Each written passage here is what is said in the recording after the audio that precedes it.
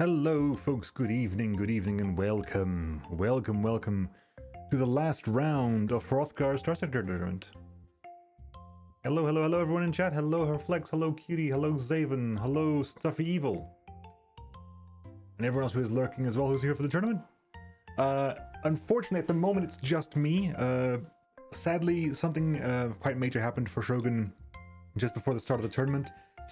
So he's going to be a bit delayed. I'm actually streaming on Discord specifically for him so he can join whenever he arrives.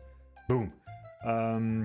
But so as not to delay any further, we're going to start without him and hopefully he can join us halfway through whenever he's done tidying stuff up over there. But yes, hello everybody. Hello. I actually haven't got access to the, if anyone has access to the Starsector Discord's like tournament channel, if they want to let people know that we've started, just because usually Hrothgar does that, and he put a notice that we are in fact delayed, but it's usually helpful to let people know that we're live. But yeah, hang on, make sure everything's all right, everything's set up over there, good. In theory, people will be able to hear Shogun if Shogun turns up. But yeah, unfortunately it's just me for the time being, so I'm gonna have to do this all by my lonesome. I don't think I've actually casted a tournament by myself since possibly the very first tournament I ever did. So it's been definitely a long time since I've done this by myself. But yeah, we're gonna give it a shot nonetheless. Let me swap over to the game. Hang on. Okay, this is a slightly more involved process than usual because it's not usual. Swap over to this. Do this. And then we do this. And we check if OBS is going to be clever about this or not. Is OBS going to be clever about this? Come on, OBS.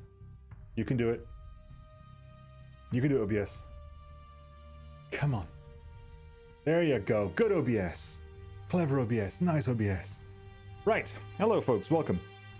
So yeah, this is round 3. Let me get the piece of paper here with all the stuff of Hrothgar's tournament. So this is the final round, right? Last week we had round 2, and so this week is basically the winners of round 2. So there are 8 people in for today: Pixie, Akuba, Fox, CCC Fox, Alienspacekappa, Scythe, Equalizer, JD, and Idiopathic. They won last week's tournament, and they're going to be squared off today. So the first 4 rounds today are going to be the winners of last week, and that's going to give us essentially our final rounds, our first place, second place, and third place matches for both the winners bracket of last week and the losers bracket of last week. The people who won last week in the winners and the people who won in the losers last week. And then off the base of who wins those matches and who loses those matches, we'll do the winners and the losers of those matches to get the first, second, third, and fourth, I guess, of each rounds. And then at the very, very end, so there's going to be a total of 10 rounds today, because the very last 2 rounds are the prizes, I suppose, for the winners. The winner of the losers bracket will have a match against Lightningcutey's fleet, I believe. Player versus player, so there's a lot of the same factions over and over again. And then the winner of the winners bracket will win a match versus Hrothgar's fleet. Hrothgar isn't here at the moment, but maybe Lightning, when the time comes, if Lightning wants to maybe say a few words about their fleet, that'd be lovely. Okay. Anyway. Sometimes it's so quiet without all by myself. Right, anyway, let's get in there. So the first,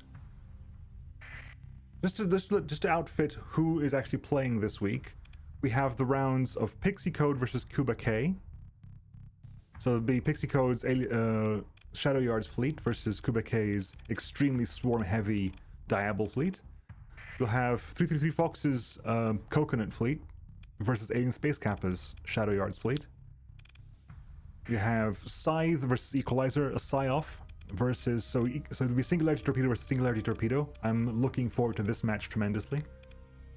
And then we'll have JD's 8652's Boltec fleet versus Idiopathic's also Shadow Yard's fleet. So out of the 8 fleets here at the end, we managed to get 3 Shadow Yard fleets, 2 Scythe fleets, a Boltec fleet, a Zan fleet. Actually, none of the Myasuran fleets actually came out of round 2. Interesting. I look, being the 17th person. Ah. Yep. So yes, we have a Diable fleet. So we have a Diable fleet. We have 3 Shadow Yards fleets, 2 Scythe fleets, a Zan fleet, and a Boltac fleet. So Pixicode, Kubake, and 333 Fox and Alienspacekappa, they are the winners brackets wins from last week. And then Scythe versus Equalizer and JD versus Idiopathic are the loser bracket wins of last week. They're the ones in the losers brackets who won their matches last week. So I think we're going to do in reverse order. We're going to start here and then work our way back here. So we can basically we'll do losers brackets first, and then we'll get to winners brackets. And then once those 4 rounds have been done, I'll tab out of the game. I'll mess with the files because I've got to basically generate the next rounds myself, and then we'll do the third place losers bracket round, the losers bracket first place match, then the winners bracket third place match, and the winners bracket first place match. Does that make sense? There'll be 8 rounds, and then the winners of those last matches will go on and do the exhibition matches at the very end. Rounds 1 to 8 will be best of 3s, and then the last 2 rounds will be just best of 1s. They're just showcase matches, at which point afterwards, if we have time and I'm not too tired and my voice isn't too shot and people will still want it, we have space possibly to do some other fleets. Like maybe we have time to do the Gebao's punching despots mirror match. That'd be interesting just to see what happens if you have despots in a mirror match. I'm kind of interested to see what happens then. I was going to say we'd set up a singularity mirror match, but thankfully that exists as part of the tournament in and of itself. So that's not actually, we don't even have to fudge things around to get that. That exists normally.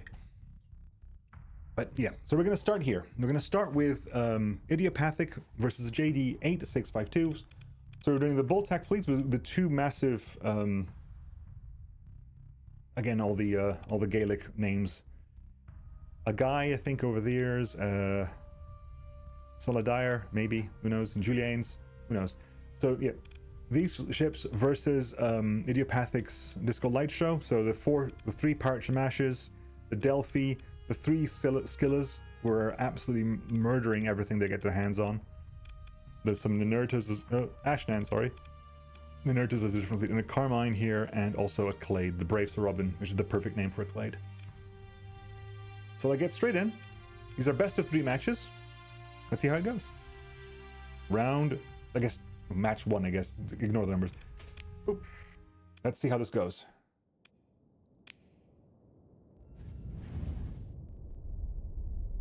So this fleet, if I remember correctly, won against one cooler guy's fleet last week, simply because they could basically kite the conquest to pieces.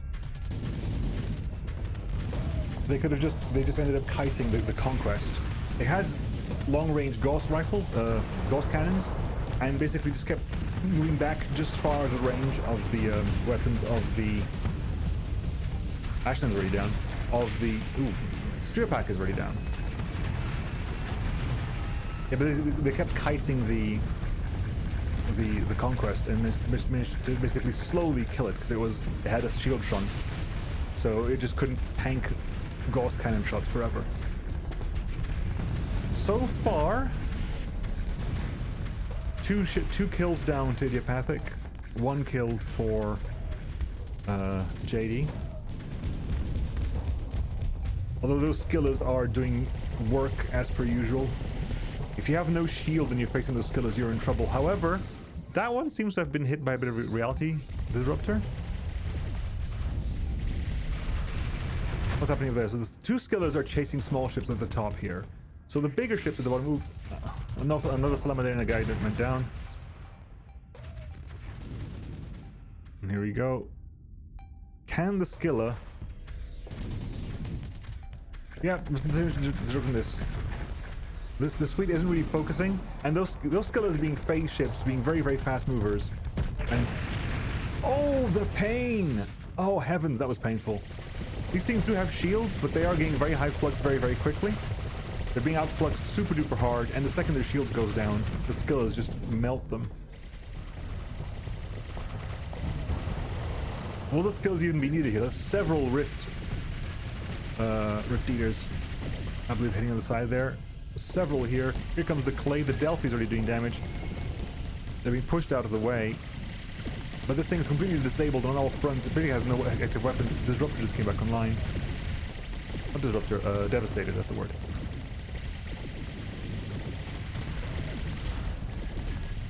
But it's being absolutely punished. The Shamashers are coming down. This must be the only ship left over on the map now.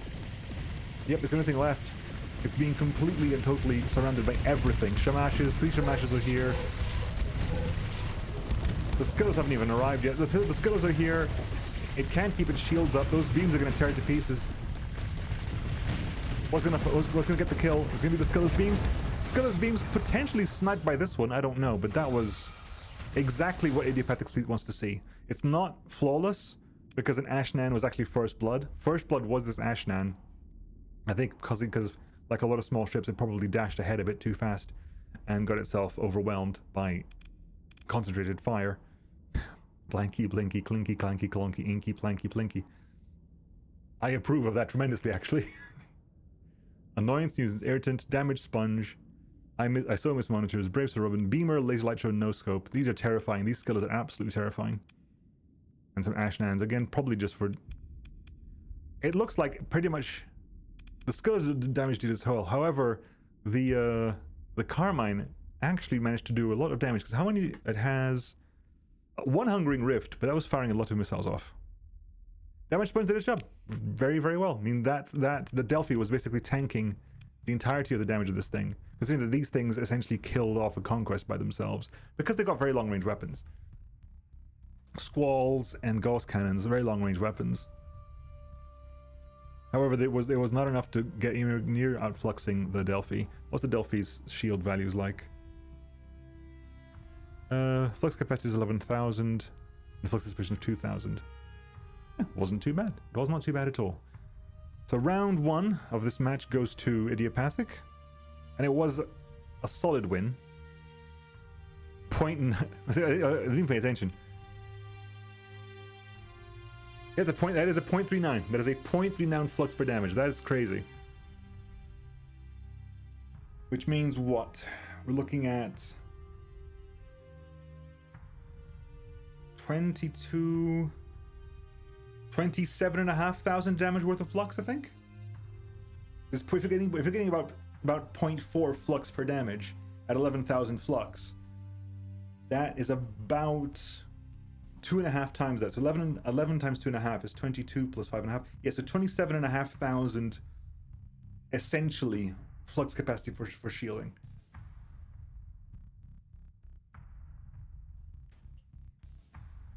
That is a lot.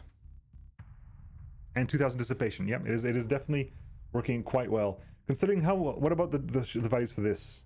Flux capacity is pretty high, but the flux per damage is way higher. So it actually has slightly less relatively, and its flux dissipation is way lower as well. The difference between a low-tech ship and a high-tech ship. Anyway, let's flip this around. Watch this from Idiopathic's point of view. And see how we go here.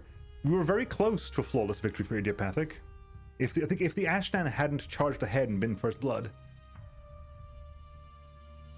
100% shield modulation and hardened shields and 100% CR does make things rather hardy. Absolutely. Hardened shields, extended shields, harmonic shield conduits. Yep. Absolutely, positively. Right. Again, from Idiopathic's point of view, can we get this to be flawless? Or can JD do some more damage this time around? Those skillers do tend to melt whatever they get in contact with. They are very good against low-tech ships. And there's a large prevalence of low-tech ships again here at the moment. It'll be interesting if we get a Shadow Yard versus Shadow Yard fight, which I think if Idiopathic wins this, Idiopathic is spared this, because no matter if Idiopathic wins, Idiopathic is guaranteed a fight versus Scythe. Guaranteed a fight versus Scythe. Because the winner of this match plays off the winner against Scythe and Equalizer, both of whom have played Scythe fleets. Oop. Slamadar goes down. Slamadar goes down again. Fluxed out over there. A guy goes down. They're very high flux on the Scythe, but there's nothing to punish them. They're able to get away and run away. And the Ashnan did not overcharge this time around. The Ashnan they're hanging back. I see one over there. I see one over there. I see one over there. Striapak goes down. Yep. I think Idiopathic has no problems this time around. Any ships that end up... That one dashed the other way. Slamadar goes down. So that's all three Slamadars down. This Julian is over here. Julane is down. This might be flawless. Nothing even looks close to dying right now. I mean, I think one of the Shamashes has taken a pixel worth of damage. But other than that, I think this fleet is pretty much untouched. And everything's focused now on the last remaining ship. The last remaining ship of them is the focus of everyone's attacks. Pinchered by Skylus, absolutely. And the Delphi's there. And there's nothing it can do. I can't put shields up, and if the shields aren't up, the Skylus absolutely tear to pieces. It was full health not too long ago, and down it goes. I think a flawless victory to Idiopathic there. I think, again, it has been a case of very bad matchup. The Skylus specifically were very much designed to defeat heavily armored but low flux capacity enemies, which is exactly what this was. Let me just make a note here. This is victory for Idiopathic. Actually, change pen colors because I'm making notes with pen, so I know what to do afterwards. Yeah, but a pencil by the Skylus was horrific. That is actually, hang on.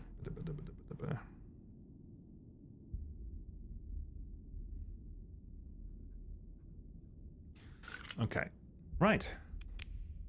That has been the very first round. Very, very fast rounds. Not the fastest. I don't think we still have yet to beat the record of last week of when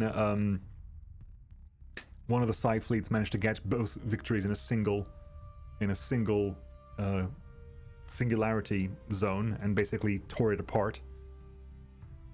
I think it'll be very difficult to beat that one though, because someone measured that fight was about 1 minute and 30 seconds. But we get to find out now what happens if both sides of a fleet are using singularity torpedoes, and both of them, I believe, have 3 launchers each. We have here sides, blue sky tier elements. All 3 of the Nemean Lions are running singularity torpedoes, and then we have Equalizer's glow sticks, where the Nemean Lion and both of the Androphagos are both using, or all of them. So there are 3 singularity torpedoes on either side. However, the singularity torpedoes do most of their damage when they manage to pull a Nemean Lion and use the bulk of the Nemean Lion to do damage. And the top team here, Scythe's team, has 3 Nemean Lions. They have 3 Nemean Lions between them. 4 between them, but 3 on one side. And a lot of the damage from the singularity torpedoes happens when the units get stuck inside the black hole with something that can just crush it to death. And Scythe has 3 of those. I mean, I'm looking forward to this one. I mean, I'm going to do it now because it makes sense to do this now, but I'd keep this for last. If I had my choice, this would be the last thing I ever see, because this would be so glorious. I'm expecting so many good things from this. It is my favorite weapon. I love Daka, I love Missile Storm, but I love the silliness of a singularity torpedo. And we're about to see what happens when 6 of them get fired very early on in the fight. I don't know what the PD situation is. I don't think they've got enough PD between them to start shooting these down. Hopefully, yeah, it would be very funny if all basically 6 torpedoes end up in the same zone. We'll see what happens. Absolutely, we'll see what happens. Right. Here goes. Scythe Nemean Lions pushing in from the bottom, Equalizers, Nemean Lion, and Androphagos pushing from the top. A lot of swarms on one side. You can see singularity torpedoes coming in. The swarms might have it for them, however. Oh, they've all got enough PD. No, I'm saddened. There's enough PD here. They have enough PD to stop this from happening. Although this could be, they're very close to each other here. This is essentially singularity torpedoes fighting in point blank range. Yep. Oh heavens! Electos go down. 2 Electos go down. Neiman Lines, Argus class goes down. 2 Neiman Lines in a dance here, taking a lot of damage. Arguably, Scythe took a lot of the punishment there, lost a lot of its smaller class ships. I think only the Neiman Lines left alive. No, the Neiman Lines and 1 Electro left alive. Who came out worse out of this one? I think it was Equalizer. Neiman Line came out worse because they've lost armor pits, whereas Scythe has not. What's going to happen on this side now? Because we could be firing at torpedoes here. Oh, stop just in time. Too much PD. There's too much PD happening over here. And unfortunately, right now, they are... It was the courtship dance of the Neiman Lines, absolutely. Unfortunately, at the moment, Scythe is very much outnumbered right now. They've lost way more ships than that. We've started there, the Neiman Line's getting stuck in. However, it might crush its own Electo in the problem. They're both stuck in the same thing. The Electo's getting hit by its own Neiman Line, I think. And Androphagos is down, so that's 1 launcher down. And Aramanthian Boar and a Neiman Line. The Neiman Line's explosion took out everything here, so an Aramanthian Boar and a Neiman Line. So 2 Neiman Lines are down, and there's Androphagos. So right now, Scythe is winning 2 Singularity Destroyers torpedoes to 1 at the moment. Although, however, more mess down here. Neiman Line is stuck in with an Argus. The Argus is down though, so I think that has been a very, very fast. That has been a ridiculously fast change in fates right now. Because that 1 destruction whirlpool over there that took out 2 Neiman Lions, 1 from each side, but also an Androphagos and an Aramanthian Boar, that has immediately put Equalizer on the back foot. Immediately. Because that was a phenomenal advantage to Scythe here. Gets pulled in again. However, this Neiman Line has lost a lot of... However, the Androphagos has been pulled in as well. Androphagos destroys its Neiman Line. So now it's 1 Neiman Line, essentially, versus an Aramanthian Boar.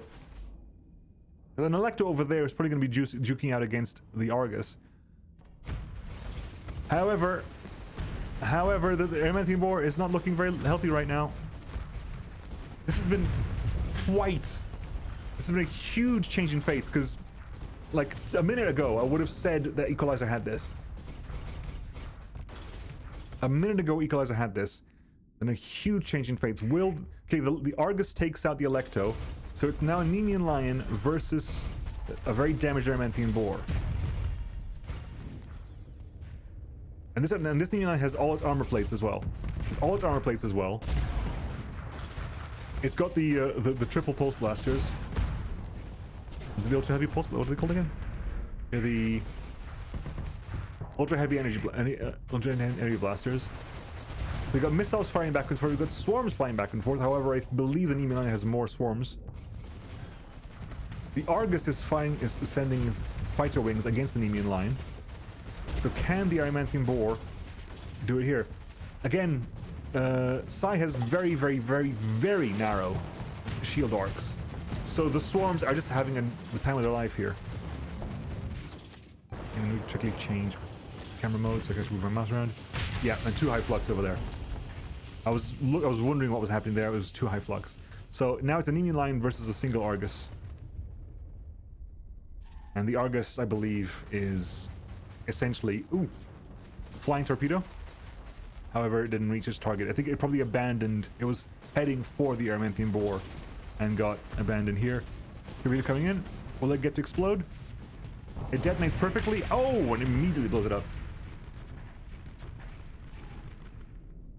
Hello, Nedstack. Starsector indeed. How much ammo does single reloads come with? I believe they reload over time because they're long-range torpedoes. Good question. Let's find out. Let's figure this out. Hang on. Let's look at this right now. Not limited 15. 15. But 15 firing once every 20 seconds is a long time. That's essentially 5 minutes worth of torpedoes.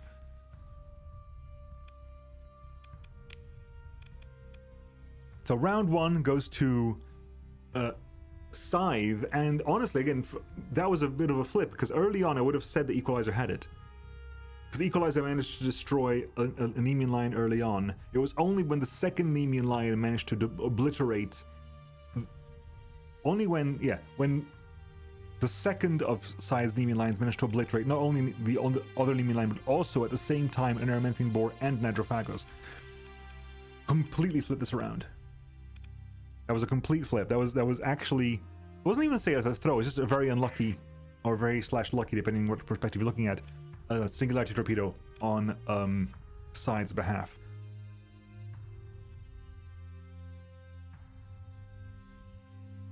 Because early on, I believe, pretty much everything died other than a single Electo. Okay. So, yeah. Round 1 to Scythe. Flipping this around now. Scythe technically has a DP disadvantage here. Only 2 points, but it is technically a DP disadvantage. Ooh, it's a nice, it's a big one in the background there. Oof. Right, let's see how this goes. Oop. So from Equalizer's perspective,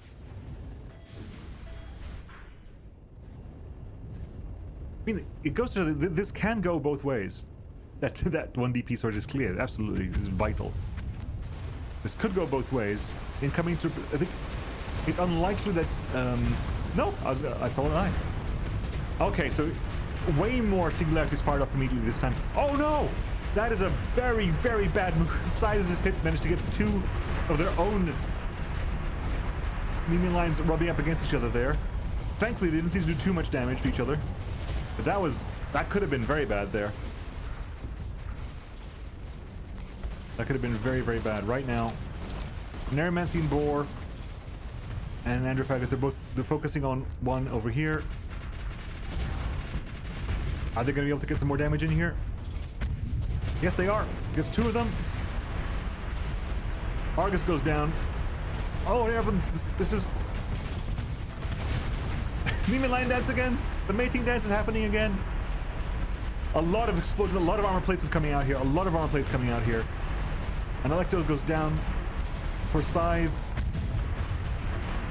Oh my god, same thing has happened again. You've pulled an Androphagos, and Androphagos goes down Nemean line. Same thing happens again. Nemean line takes out the friend in... Oh no, and also manages to pull in an Erementhian Boar.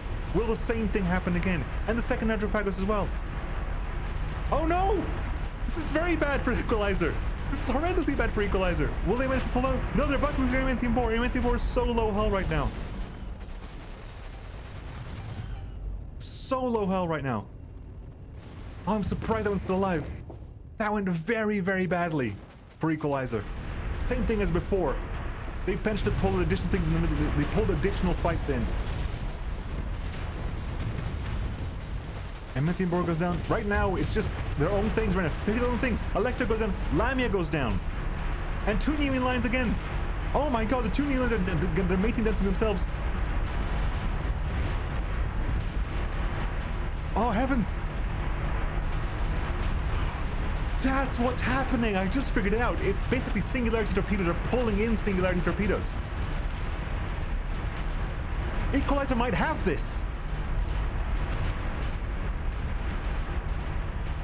Singularity Torpedoes are pulling in other Singularity Torpedoes. That's what's happening here. Because I think when one goes down, Equalizer takes it by extremely strategic use of Singularity Torpedoes. Oh my god, that was amazing. That was amazing.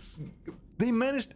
That's what's been happening. Why are these things taking so long? Because they're firing Singularity Torpedoes into Singularity, which pulls the Singularity Torpedo super duper fast, almost guaranteeing that it explodes, which adds to the time.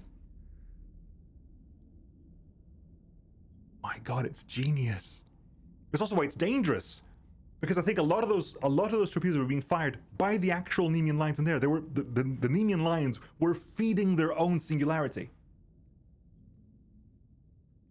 Because they've both got launchers and they're firing the long-range torpedoes at the targets that are over there. But because they're in a singularity, those things are detonating almost immediately.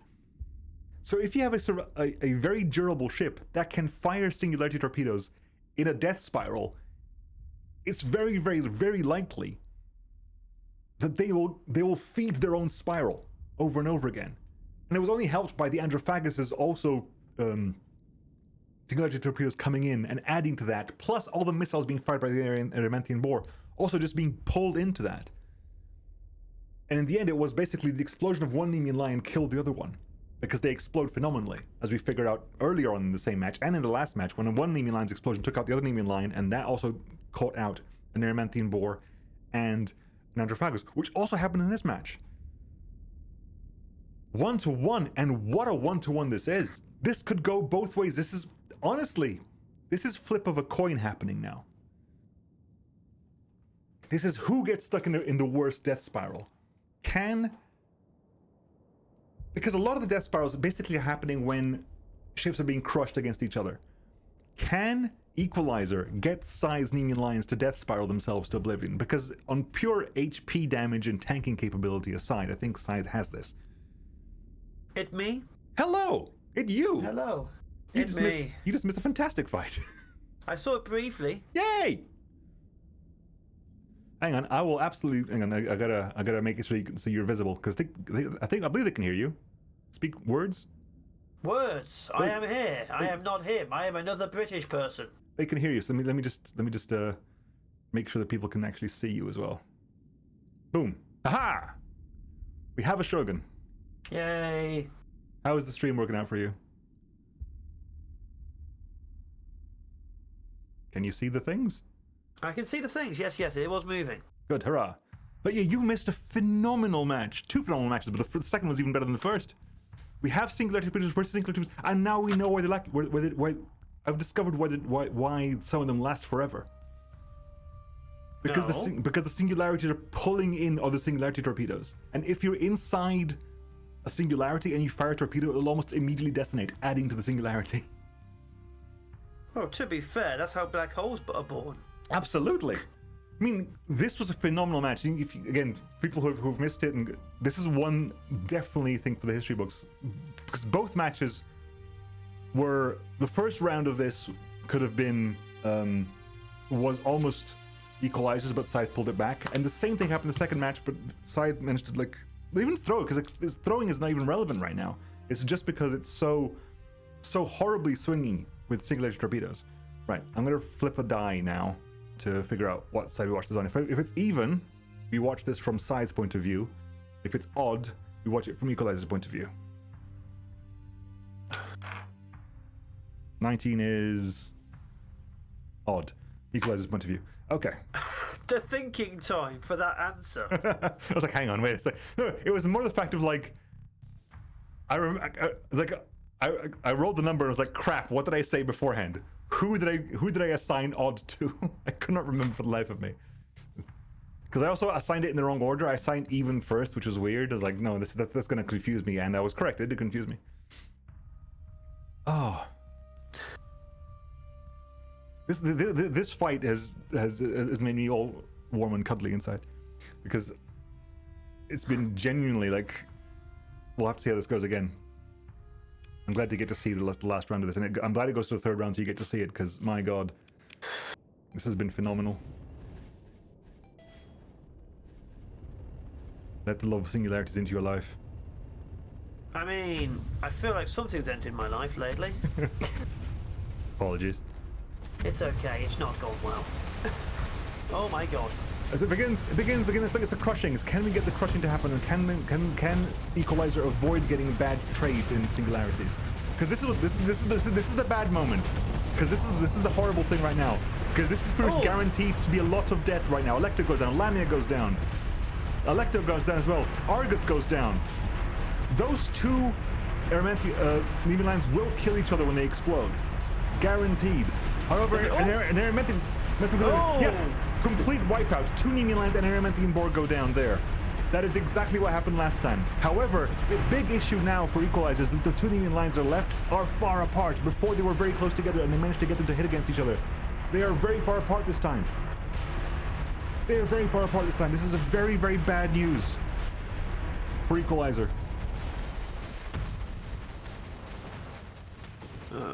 This is exactly what they didn't want to happen right now, because now, essentially, from a pure HP tanking perspective, the Nemean lines will almost certainly win out.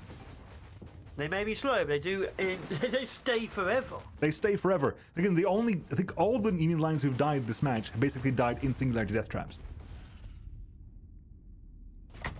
And right now, not only are they far apart, they're being pulled further and further apart. Which is not going to be beneficial at all. However, some fighters are doing some damage here. I mean, maybe? You've lost some frontal armor here. Is it actually knocked off on the left? Yeah, the front left is done. And it has taken hull damage. No, sorry, that's the front right plate. It has taken hull damage. They can definitely kite it long enough. However... Oh, hang on, a singularity has triggered here. So as missiles start coming in, they'll do more and more damage. I do love seeing him do the whole, zooming around a core, and then missiles strike him at super high speeds, also spinning around a core. Oh, a lot of damage coming in there. I think it shot another one. Yeah. This is what keeps happening. I think it keeps, because it's trying to hit the other ships with singularity torpedoes, but the singularity torpedo gets immediately pulled into the. Okay, it managed to get away with that. Although it's taking some more damage. However, the spin has pulled it closer to the ships, and here comes a singularity from the other side. Will it get taken down by PD? It does get taken down by PD. I think the Nemean line doesn't have enough PD to stop it being attacked by its own ones. However, this is an Adamantium where the Androphagus. Taking some hits up though. There. Yeah, but it's taking the health is going down. Slowly but surely. They're actually pulling this out. The front right plate's about to go down as well. If it starts taking a lot more damage, it will go down. Yep, there it goes. However, the Androphagus that was at the top left has died, which means that this Nemean lion will slowly but surely be making its way down here. Oh, they got caught in a singularity very briefly there as well. Again, they're in a very bad position because they're so close to each other. If they oh dear, this might be it. Because the Adamantium Borg is going to go down, and there's no way to do enough damage to the Nemean lion to kill it as well. There's an Argus there as well. Argus goes down, which means there's one Androphagus left versus 2 Adamantium Borgs, and I don't think it can survive all the swarms. To be fair, there's barely any swarms. Point them out to me. There's 4. There's 4 there. The Nemean line does go down though. The Nemean line goes down to just being swarmed by all the wreckage that was going around. So we were down to 1 Androphagus and the Nemean line here, which in all fairness is, I think, in pretty much mint condition.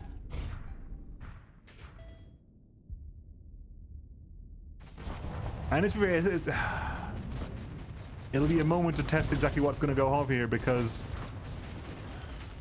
there's a lot of swarms coming in. And to be fair, the fighters are taking them out.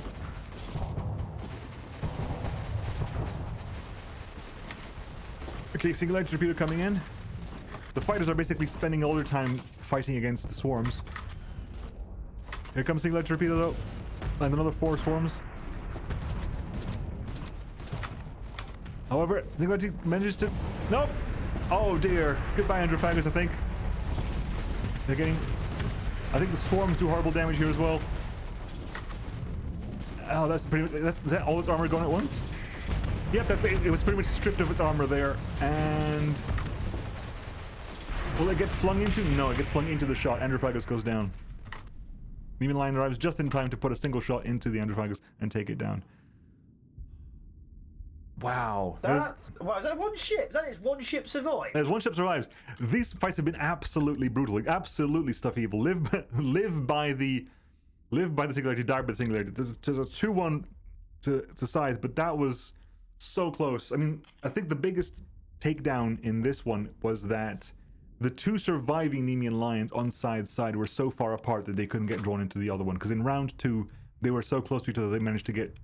They got dragged into their own singularity death spirals over and over and over again.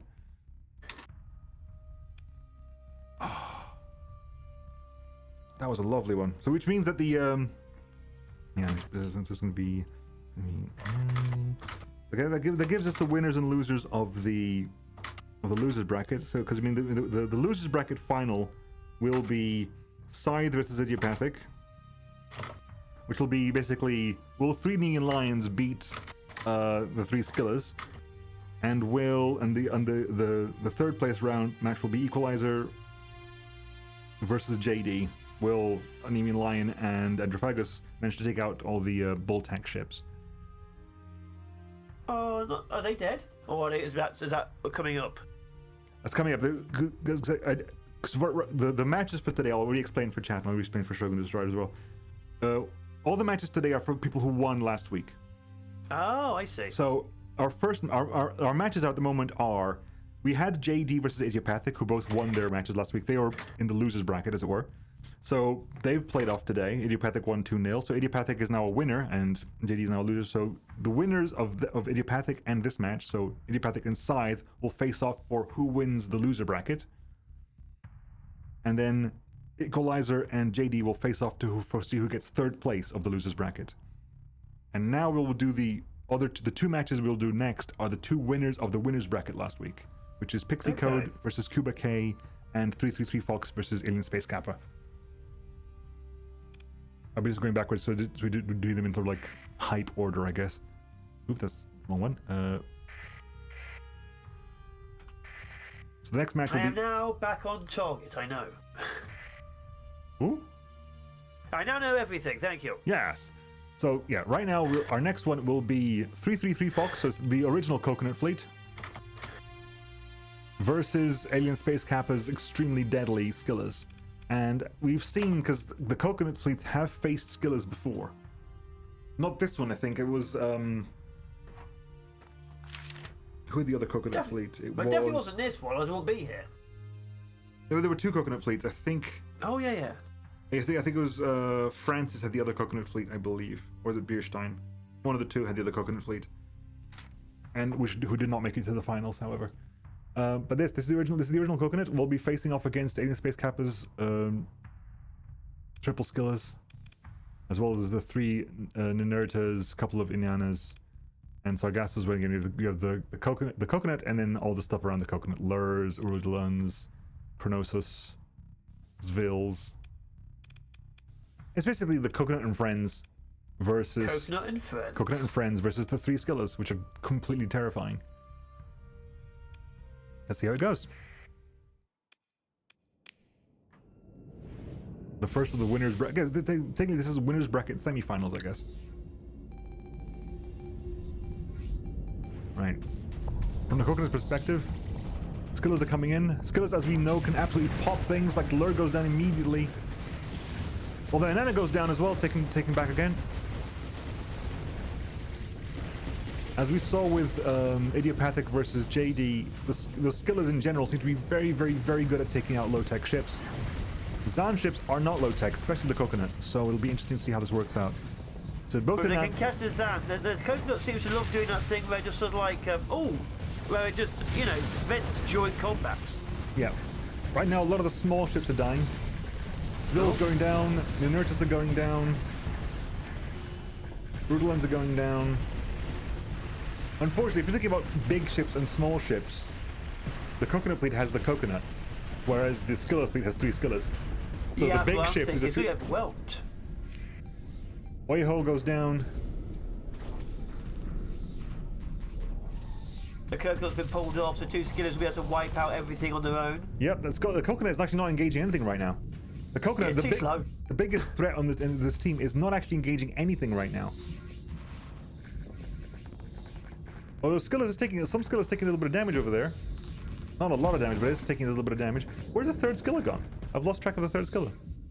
It's being chased. Oh yeah, so there's one on the left, one on the middle, one on the right. Okay, right. Okay, so here we have Coconut has hit the Skilla. Oh. And it's doing damage. Getting some damage in that Skilla. That Skilla is really high flux right now.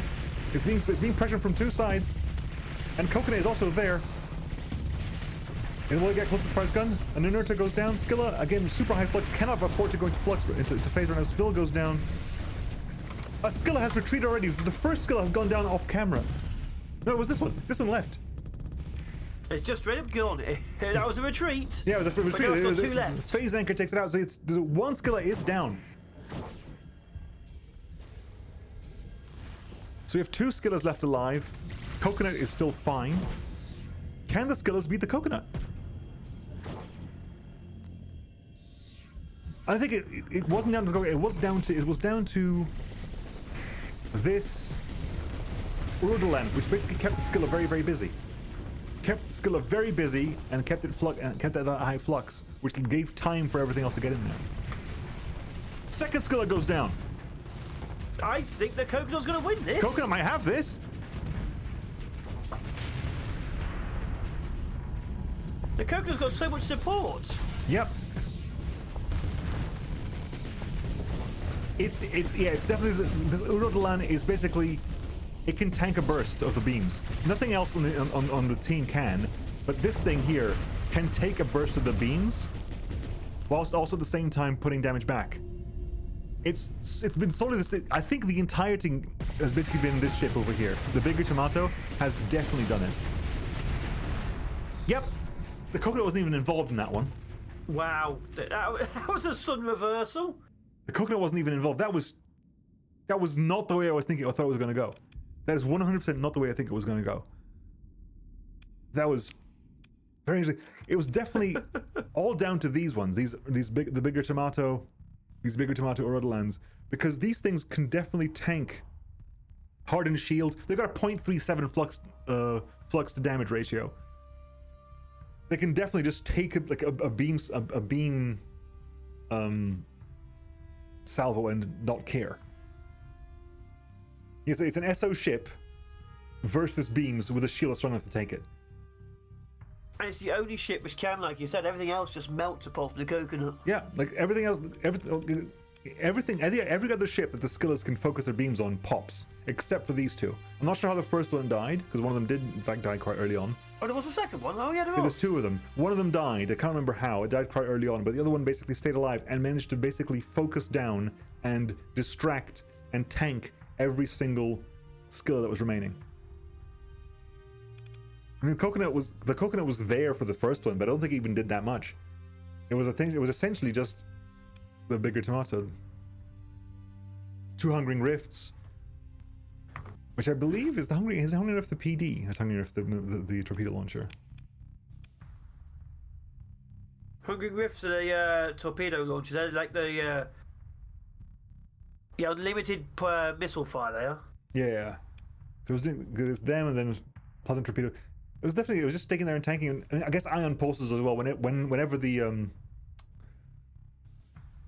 Skillas come out of phase, they just get blasted with a bunch of ion pulsar as well. Yeah, that was not the way I thought it was going to go. I definitely thought it was going to go the other way around. Given what we've seen, because we've seen Alienspacekappa fight off the other Skilla match last week. And the other Coconut match last week, and that was definitely way skewed in Idiopathic's favor. Are the Skillas? I didn't think the Skillas would be too much different to each fleet. Are they very drastically different? Good point. We've seen Idiopathic Skillas, so let's have a look at this. This one here is running phased graviton beams, actual graviton beams, particle lances, storm blasters, light CPCs, hydro wings, phase anchors, turret gyros, ITU, advanced optics. Okay. So again, so keep an eye on this. This is phased graviton, particle lances, because I think those are the most important things to watch out for right now. IR auto lance, phased graviton beam, storm blasters, the particle lances and the phased graviton beam are the same. They are slightly different in loadout, but they both got the large energies are both the same one for both of them. ITU, advanced optics. In fact, I believe Alienspacekappa's Idiopathic one are slightly tankier because they've got reinforced bulkheads. Anyway, let's flip this around and watch this from 333 Fox's point of view.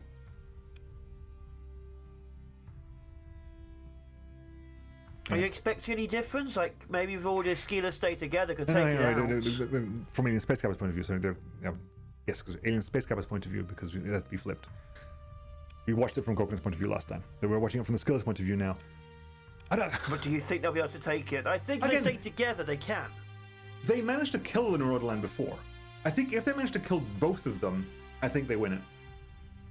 Because they don't think nothing else is a threat. It's because I'm not sure how they managed to do it. They must have done it with other ships supporting them and basically overpowering the Neurodeline, because they managed to kill one before. But everything I just watched at the very end of that match a Scylla do a massive beam to the Neurodeline, and basically it almost generate no flux.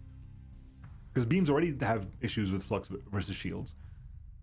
And that plus a very flux efficient shield means you take almost no flux from it. So again, if it can't focus down and pop a shield.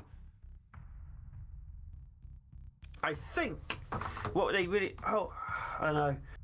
I think obviously keeping the flux going was just minor, especially when you have certain ships to try and phase, like the Coconuts. This might kill it, but I think it's going to survive until the little ships keep it alive. Yeah. There's so many little ships to survive longer than what the fleet can bring. If the skills get separated, they lose. Yes, that could be.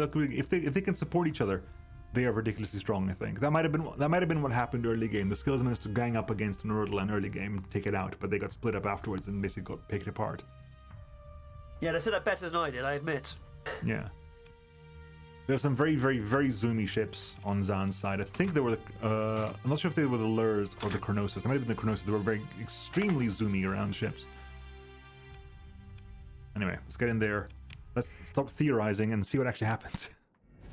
So we can theorize. It's just a game theory. No, bad. No. What? You can't spoil the fact that you're MatPat right now, so it'll ruin everything. I'm sorry. Okay, so yeah, here we go. Sword goes down, Lure goes down. Oh, double kill. See this. Okay, here we go. Arudalan and firing up against the Seal. Skill's backing off because the Coconut's coming in. Again, it's been shooting this run for ages, and the flux does not seem to go up the high. Okay, maybe. Or if the Coconuts come in to take support off. The Coconuts come in. It's pulling support away. It's just gone massively one-sided. What's the other two Scythes doing?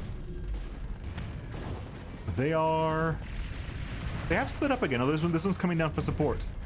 Here. Although this Scylla has also taken some hull damage now. Inanna goes down. Valoon goes down. They got some beams on the Coconut. Oh. Lure goes down. Oh, it's venting. A Coconut's venting. However, they don't. They haven't got the power to kill it. Distracted by the missiles. Focus it. They have beams, and then they have the beams go off it. Oh. This is a very low health Scylla right now. They're trying to basically do to. Ooh. So far, they've only lost one ship supporting the Coconuts. The Coconuts isn't even, those ships are just basic. Oh, Scylla gets retrieved immediately. Scylla gets pulled off, so we're down to 2 Skyllas now. Again, the beams on this Arudalan, and nothing's happening. The beams are there. This flux is not going up. The flux goes up only when it fires. Wait, so how much this fleet's left? The Scythe should have killed everything else by the looks of it now. Look at that. I was looking at the numbers wrong, but yeah, the Scythe should basically be have lots of their supporting fleet left. No, the Chronosis, the 3 Chronosis is still alive as well. Oh, there you go. Like the second. Oh, sorry. I must have moused over a fighter briefly. Oh, there you go. Like, if the shield goes down, if it can't keep its shield up, it gets melted. Like it just lost like 2/3 of its health in a single beam. And there's Shikomi over there as well. The Shikomi's actually doing a lot of work here because it's just lying around doing beamings. If it can just keep it busy, that might be it. Zvil goes down, so there's 2 Skyllas still alive. Can they focus up?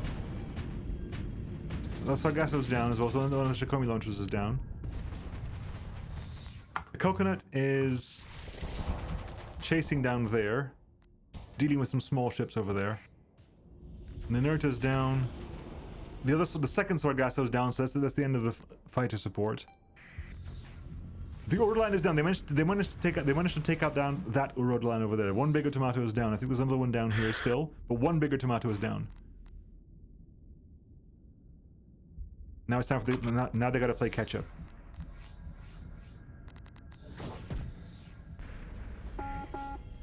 Nothing? Really? Okay, fine. Looks like they're slowly using ships now, though. No one caught my joke. Oh? No one got my joke, I'm sad. It's a horrible pun. I'll laugh later. It's a horrible pun.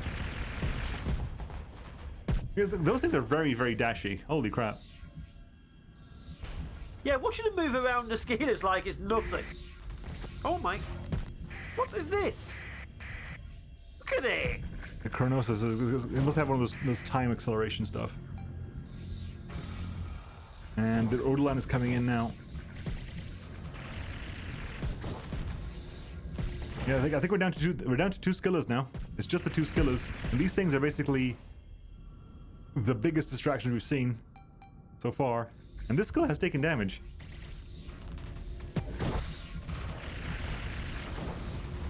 Yeah, and there's here comes the Ordelans, the thing that can actually tank the beams.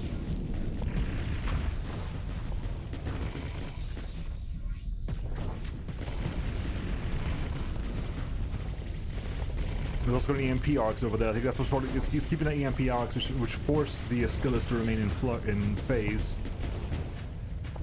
which means they get high flux. Oh, they split up the skillers now. Oh, that was really gone. Oh, they split up the skillers now. That skill is very, very low, very, very low. Chronosis takes it down. There it goes. Right. Yep. One skiller left over, and then this thing can definitely solo it. Because all I have to, because it can, oh. Very high flux, very, very briefly, but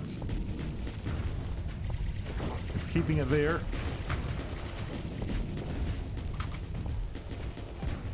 Again, it doesn't care. Like it's being focused by those beams. It could not give a crap. Oh my god! I think it went slightly high flux there and took a bit of damage. But here come the mosquitoes. I'd say. Here come the mosquitoes. I like these mosquitoes. I have never used them. How new are they? Because they are devastating. They're Chronosis, so they're gonna be Zan. They're gonna be a Zan Empire full of ships. But yeah, they've been very, very, very helpful actually. Are they frigates? Yeah, they are. Yeah, and they're really punching above them. Two of those are taking out destroyers. Oh, they're antimatter SRM launchers, light needlers, and electron rods with ECCM face field hardened the temporal shell, which makes them really, really, really fast. Yeah, they've been working. The coconut wasn't even that relevant, I think. It was down, I think, uniquely to the mosquitoes in the blueberries and the bigger tomatoes, because these things can just tank the beams. If it was clever enough not to shoot, or to shoot very minimally at these skillers, it could just take it could like tank forever on the beams. It's a two. Again, I was not expecting this. The 333 Fox takes us 2-0. Which means that is going to be... And... there. Okay, and the last of our semi-finals before we start doing the finals. 10 DP frigates. They're expensive frigates, but hey, they're definitely counting for it. I mean, the Nertas are 12 DP frigates. And, Alienspacekappa was running 3 of those as well. And the Nertas didn't do much at all. These things were vital for the win. Right. Last of our semi-finals before I have to go out and edit some files to be able to bring the finals into operation. We have Pixie-Code's Shadow Yards. So this is also Shadow Yards, but this time it's the Skadi and Single Skilla. And this is the skill that's running the reality disruptors, the Rift Cascade emitters, and then there's the Skilla, which has got a bunch of PD on it. Okay, this is PD heavy. This is a PD heavy fleet, if I remember correctly, which is going to be very interesting because again, this is the extremely swarm heavy Kuba K fleet. I'm kind of curious about this one. It's one of the ones I want to see as a matchup. Yeah. Also, I think like I said earlier when we weren't around, if we have time afterwards, we can set up maybe some exhibition ones because I want to see if we maybe get at least the Despot versus Despot punch up, see what happens. Is it easy to change the files? Yeah, I can set that up afterwards. After we've done everything else, because after everything's won, once we have the winners of everything, the winner of the losers bracket fights an exhibition master versus Lightningcutey's fleet, and the winner of the winners bracket fights an exhibition match versus Hrothgar's fleet. Those, I believe, are the prizes or something. But after all that's done, if we have time, I think I'll set up the punch-up, the Gebao versus Gebao fleet matchup, just to see what happens if you get 3 despots fighting against each other. Out of pure curiosity what happened at that point. Anyway. Pixicode versus Kubake. Shadow Yards, the Scotty Shadow Yards fleet versus a hell of a lot of Swarm. Plus also the Wunderwanzer. Boop. Here we go.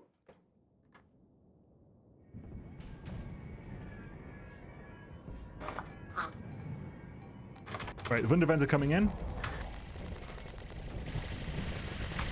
It's getting swarmed by small ships. It's very high flux right now. Oh my god, things are flying everywhere. Things are flying absolutely everywhere. It's 144p, all I can see is lights exploding. Yeah, I can't see anything else right now. A Sesky goes down. A Rhine goes down. There's fighters and swarms chasing everywhere. The Pocket Gust goes down. So far, 2 for 2.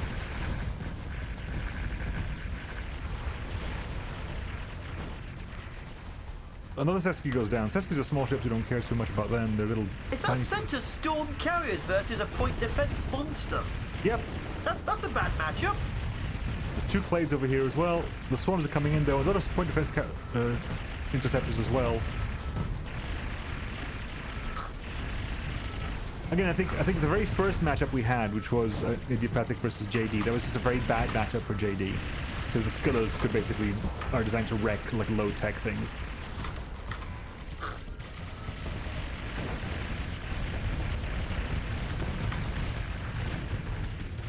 Right, it's just, yeah, Virtuous goes down, which is the Wunderwanzer. The Wunderwanzer is down. Wait, did we see it die? No, it must have died off camera. But it was getting swarmed by a lot of small things, but it did in fact go down. I got lost because I didn't realize that was what I forgot it has a class name. It's not just called the Wunderwanzer. The Scotty at the moment. Oh, here you have the couple of storms are being distracted by some Ninurtas. Ninurtas, I think, are designed to do damage here. Pixicode mentioned that the Ninurtas are set up to do damage, and they have taken quite a lot of damage into this storm. This storm is at very, very low health right now. They are destroying the storm. Without the fighters, it is not doing well. Yeah, well, they've traded positions. However, oh, it's venting. It's going to get away with the vent. A Stratus goes down. Enlil's going to start losing CR soon. Where's the Skilla? The Skilla. What's the Skilla doing? The Skilla's being distracted by a lot of swarms right now, I think. Lots of swarms. Because it's very high flux, which means it can't stay in phase, which means it is being distracted by a lot of swarms, and it's taking down from the swarms as well. The Rhyme class goes down. The Jericho's finally gone down as well. Pocket Gust goes down. Okay, slowly Diablo is getting whittled away. The Storm goes down. Oh, the center's gone. Yep, the center's gone. The Scotty's still down here facing off against something else, but it's slowly pushing back. Another Sesky goes down. The Nurtures are sort of losing CR now as well. However, this storm is being surrounded by 4 ships right now.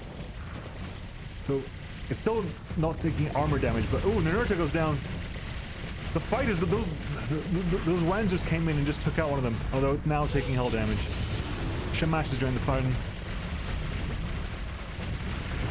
I think the Rhyme goes down, which probably means that the Scotty's free up. The Skilla joins the fun. Storm goes down. This was a proper slugfest. This was not. This looks like this shows a more one-sided picture than it actually was, I think. Yeah, that looked very close to the very end, but that looks real bad. Just numbers. Yeah, numbers-wise, it looks bad. This did not feel that. Once I wish we kind of missed what happened to the Valorous class, the Virtuous class. Sorry, I want to keep more of an eye of it next time around, because that did not feel like it was as shown. Like this does not. I don't think this shows the actual progress of that fight. Right. Let us flip that and see this from Kubric's perspective. Yeah, that didn't feel as decisive as the ending one seems to show it to be. But anyway, here is from the Dabble's perspective. I always like looking at Dabble ships. They always look awesome. Let's see if that Wanzer actually does anything. The Wunder. Because the Wunder in the previous, this is what it dashes forward, and it didn't die immediately, but it got surrounded by a lot of the small ships, which got it to high flux. Then it got out of there again. But I think that's what happened. It, like, because it has 3.5 million flicker jumps at any moment in time, it can just get in there and do all damage. Okay, Scylla's coming in. Pocket Gust goes down immediately. Pocket Gust just melts immediately to the Scylla. Sesky goes down. Two Seskys down, but the Pocket Gust is down. So I think definitely balance at the moment. A Pocket Gust is more valuable than 2 Seskys. This Scotty's got so much PD on it and so many PD fighters around it that it's actually doing completely fine. Although Blazire's managed to get a couple things there, it has actually taken hull damage now. Where's the? Okay, I want to keep an eye on. I want to keep an eye on the Virtuous as well. The Jericho's gone down a lot earlier this time than it did last time as well. The Rhyme's gone down.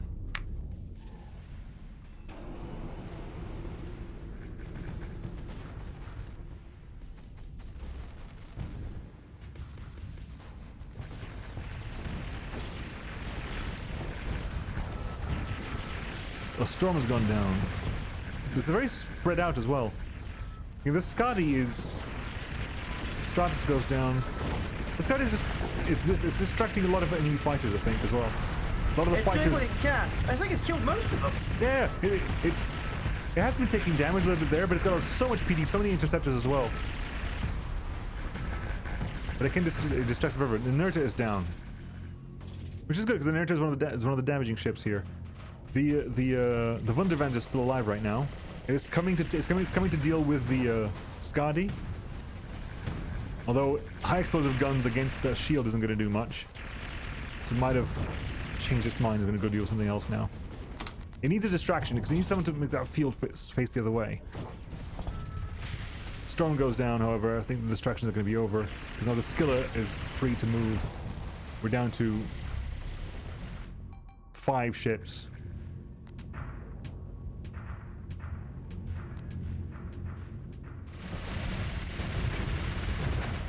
Right, the Rhyme, I believe, is going to go down real soon as well.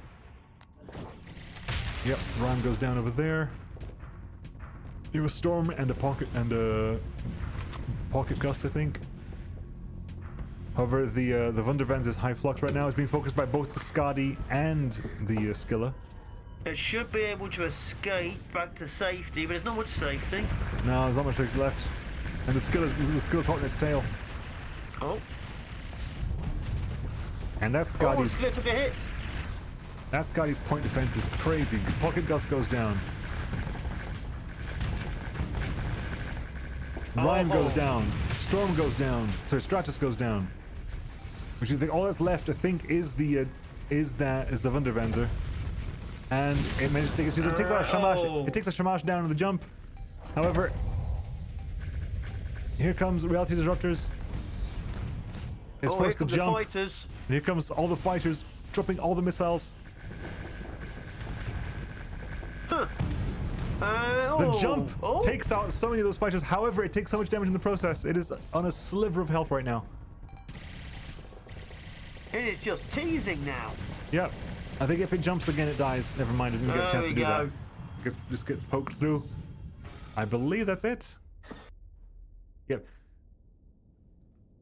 Very similar screen to last time, but this definitely felt more one-sided, I think. Felt a lot more one-sided. I think there's a couple more white names there which weren't destroyed. Yeah, it isn't. Like, only a couple of difference, but this definitely had a different feel to it. I think its issues is that Skadi can pretty much survive anything thrown at it. It'll be very interesting to see, because now what's going to happen? Because now that we've had our semi-final wins. We know that what our final matches are going to be right now. Hang on, let's set this up. Okay, so we know our final matches. I'm going to back out to the main menu, and because then I can tab out to change the file. I can come back in here again and do it because we'll go through this. So, our semi-final matches in the order we're going to play them. I think we're going to do the third place match for the losers bracket, which is going to be Equalizer versus JD. It'll be Equalizer's Scythe fleet, which is the fleet of one Nemean Lion and a bunch of boars and Androphagos, versus JD's Boltac fleet.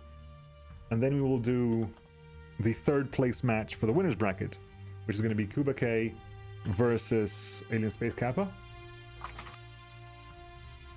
Time to buff Owl, I guess. Hey, Caitlin. And then we will have the winner of the losers bracket, which is going to be Scythe versus Idiopathic. And then the grand final winner of the winners bracket will be Pixicode versus 333 Fox. And then the winner of those matches, I'll input the actual last moments over there. Issue is bot with PD is with ships fast, then swarming fighters, basically. Yeah. Right, anyway, so save that. Save, and if I go back in, I did test it before, it should work. Round 1, yep, round 2, round 3, round 4. Round 5, JD versus Equalizer. So JD's Boltac. Sorry, unflip it. Equalizer's Psy versus JD's Boltac. It'll be very interesting to see how, because I do not believe that. No, definitely not. We've not seen Boltac face off against Psy, and these things are big tanky ships, which means they'll do a lot of damage if they crash into each other. Especially because 3 of them are ones designed to crash into each other. The 3 Smaladai, or whatever you pronounce it, have their entire thing is dashing in with frontal shields, frontal armor, and a shotgun whilst dashing in. So very interesting to see what happens if they get stuck in a singularity. And also the two big ones, the 2 Julians, whatever they're called, if they get stuck in as well. They're all slow-moving ships too, aren't they? They were fast enough to kite the Conquest, but there's generally the Sliders are quite fast because their whole thing is they get a very fast dash. But other than that, they are not the fastest of ships. I think they're all quite tanky. They might pop the Arguses fast, but I'm interested to see how this goes out, because we've never seen what happens when these things get stuck inside singularities, and we're about to find out. So this is for third place of the losers bracket, Equalizer versus JD8652. From Equalizer's perspective, best of 3. Round 1. Fight! You go incoming swarms. I don't recall what the PD situation is for JD right now. I don't remember either, to be honest. Did they have any? They must have some, but we're about to find out. I see devastator cannons. Slamaders are judging already. Oh! Very close in, however, there's a lot of missiles there. It gets immediately flushed out. Slamader goes down immediately, dashes too much. However, this is hurt. This is bad here. The Nemean Lion the Nemean Lion's going to take out some things with it, I think. If it keeps firing its singularities, this might go badly for it. There's another one. Although, it gets launched into the enemy fleet. It's in the middle of the enemy fleet now. Slingshot maneuver. Survive there. Oh, this is perfect. This is what it wants. It wants to use its own mass to ram other things. So it's done quite a bit of damage there. It's taken about the third of the hull of one of the big ships there. Again, Slamander goes down, Julian goes down, and also, crucially, the Nemean Line has not yet gone down. Oh, it pulls out of its own Argus. My God. Oh no, it's pulling out of the things. There comes another. Oh. A guy goes down, Argus goes down. Oh my God, they're pulling each other. Another one goes in. Another one gets pulled in. Aramanthian board trying his hardest to stay out of that right now. Pack goes down. Nemean Lion still alive in there. It gets pulled in. No. Argus gets pulled down. Argus gets pulled in. Androphagus goes down. Nemean Lion still okay. And I think it's at the moment that's going to go away because no one else is firing into it right now. But heavens, it's lost a lot of stuff there. Another Slammer goes down. Nemean Lion's still alive at about 2/3 HP. 2 Aramanthian boars are alive, and an Androphagus is still alive. I'll be honest, this is more slapstick than I expected. Really? Single-handed torpedoes, man. It's pulled into bases. Oh, wait, will we get an after? Yes. An after the match kill. Aramanthian board dies after the end of the match. Gets stuck in at the very, very end there. But that Nemean Lion managed to kill like 3 or 4 other ships while still managing to stay alive. Because that was the problem we had with the Scythe versus Scythe. When a Nemean Lion hits a Nemean Lion, when one blows up, the other one does too. Yeah, this is definitely this fleet did what it wanted to do exactly. It got the big ship stuck in things, and also because they keep firing, as long as the target of the Nemean Lion doesn't die, it'll keep firing single torpedoes into the thing it's locked into combat with. That's why it keeps going on forever. The Lion locked into battle with something that doesn't die, they'll spin around each other, and the Lion will keep it going. They can fire one torpedo every 20 seconds for 5 minutes. That's insane numbers, actually. Yeah, they've got. We checked after the first Scythe versus Scythe match. A singular torpedo launcher has 15 torpedoes and it fires one every 20 seconds. So it can fire off cooldown for 5 minutes. Wow. Which means in these matches, none of these matches are good for long enough for it to run out of missiles, ever. I think most of them died in one singularity. You're not wrong. That was because it kept being over and over again. That was crazy. I mean, we're also complaining. It means that the Scythe fleet did not get. They're in the running for first place and third place of the losers bracket. Right. Third place losers bracket, round 2, 1-0 to Equalizer at the moment. Can JD pull it back? So we did get. I don't know. Look at that fight. I do not know if they can. I think it is going to be about the Nemean Lion. The Nemean Lion is ridiculously tanky. It is so tanky. And I think when they were fighting the Conquest last week, one cooler guy's Conquest, they could tank it and stay away from it. This fleet is designed, sorry, not tank, they could kite it. You can't kite this fleet because of singularity torpedoes. You have to have the PD to stop this from happening, because if a singularity torpedo happens, if one goes off, your kiting is done. You can no longer kite because you're going to be stuck in place for a very long time. And the Nemean Lion wants to be there with you. It is reckless because it wants to be. It wants to get in your face. It wants to be in the same singularity as you because it wants to use its mass to take you to pieces. Because its armor lets it do that relatively, with relative impunity. Right. Here we go. Round 2. JD, can JD pull it back?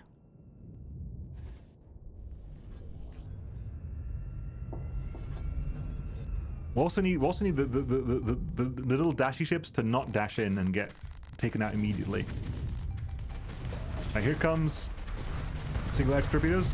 Will they get taken out? No, one goes up immediately. It pulls 4 ships into the same singularity. 4 ships, they're all high flux now because their shields are up and they're trying to tank each other's stuff there. Second singularity goes in. All 3 Slamadares down in the same singularity.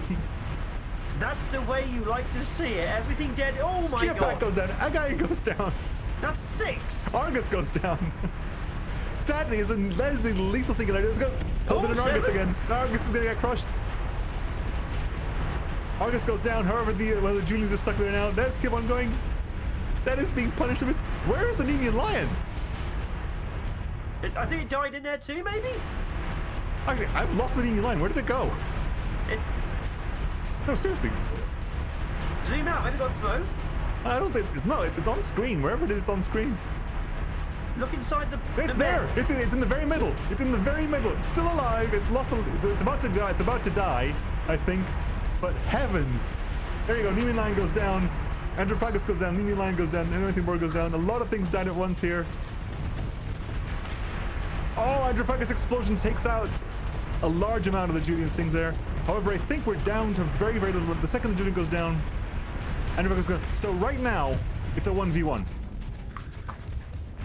Immediately, this has gone down to 1v1. Can this Erymanthean boar beat this guy over here?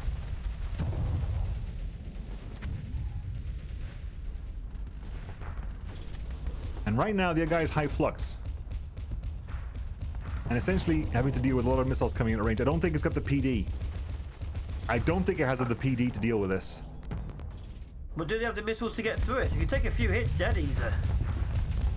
Oh, mate, I'm lying. I lied very quickly. Reality Disruptor coming back here. They're both staying at standoff range of each other, which is, at the moment, is the range that Erymanthean boar wants. Everything that can fire a single electric torpedo has gone down, so it's basically can the missiles and the swarms and the hungering rifts from this Erymanthean boar slowly take down. And it will be slowly. It will be slowly. Although right now, that reality disruptor managed to disrupt a lot of things. That thing is staying at long range though. What's it got equipped? 2 HVDs, 4 Vulcan cannons, a Hephaestus AG, and a reality disruptor. It needs to get closer. It will not win this fight at that range. It has 4 Vulcan cannons, so it does actually have PD, very, very close range PD. Doesn't really help against fast-moving missiles and fighters, though. Also, that Rift took it in the face. Vulcan cannons are not helping it there at all. It's closed in range now. However, it's overloaded. Those it's definitely lost about nearly half health too. Yeah, those hungering rifts are basically overloading it when they hit the shields because 4 Vulcan cannons are not stopping that. So I think Erymanthean it just can't get out the range fire. When they explode, it's just slowly whittling it down. Yep. Oh. Sitting in its face now. Is that a bad idea for the site? Might be. It's a bad idea for Scythe, but it helped. It helped. It's taking some damage there. However, let's get some vents over there. It is definitely a point defense issue here because it's getting very, very high flux. It shields up and it can't. Wow. The Vulcan. The swarms outrange the Vulcans. The swarms dance around outside Vulcan range, which means the Vulcans are actually pointless. Also, the Vulcans seem to be all focused at the front of the ship. Yeah, the 4 Vulcans are at the front of the ship, which means that the swarms at the back are operating with impunity. Oh, these things are meant to be working like in your face. That was not doing well against constant attacks from all directions. No, that was not, and that was definitely. I love singularity torpedoes. I mean, like it felt like last week was very memey. This week was like absolutely bloody and very effective use of them. I know. Maybe I mean, at one point, a singularity area killed like 9 ships. Yeah. That's like last week I was laughing. This week I'm like, oh my god, they're viable in a serious matchup. I wouldn't say serious. This isn't exactly the winner's side. No, it's that wasn't like, oh my god, we weaned it. We were just memeing things. That was a legitimate win.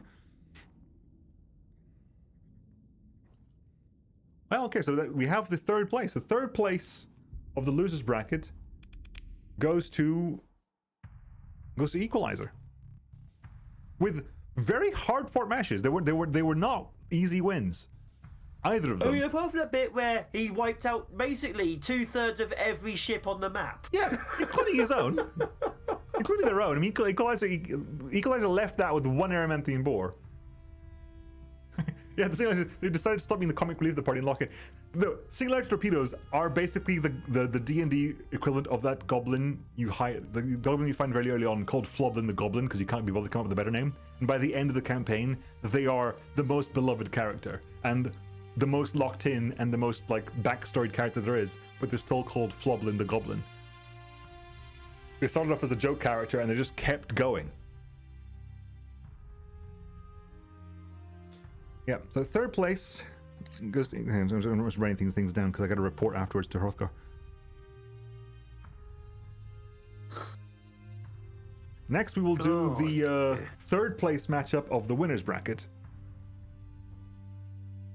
which is going to be, if I unflip that, go back here, it's going to be Kubikei's Diabol versus Alienspacekappa's Shadow Yards, which is going to be very interesting. This is going to be interesting, because Alienspacekappa's Alienspacekappa's Shadow Yards is specifically the Alienspacekappa's Omega weapon allowance went into PD. They specifically got PD stuff, like high-tech Omega tier PD for this fleet. I think this is going to be heavily balanced in Alienspacekappa's favor. Because I think that what's been winning the Kubikei fleets, the massive swarms, when there's been enough PD to stop that from happening, the Diabol ships by themselves aren't doing it. I think. I guess we'll find out. Because I'm curious. I don't know if the Wonderlands will do well against the Scythe.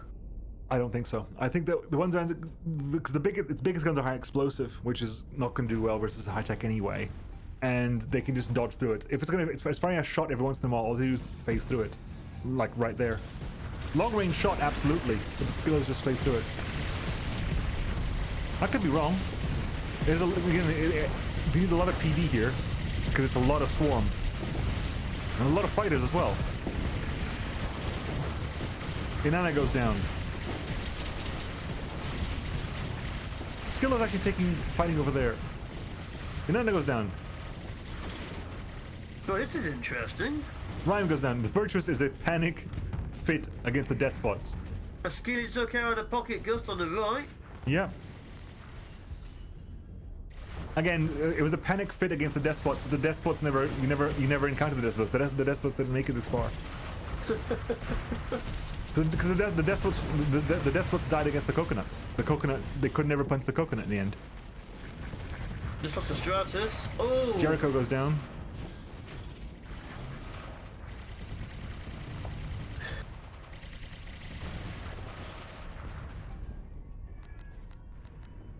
Very, very spread out right now, but the Skillas are fighting off against the Wunderwanzer at the top there.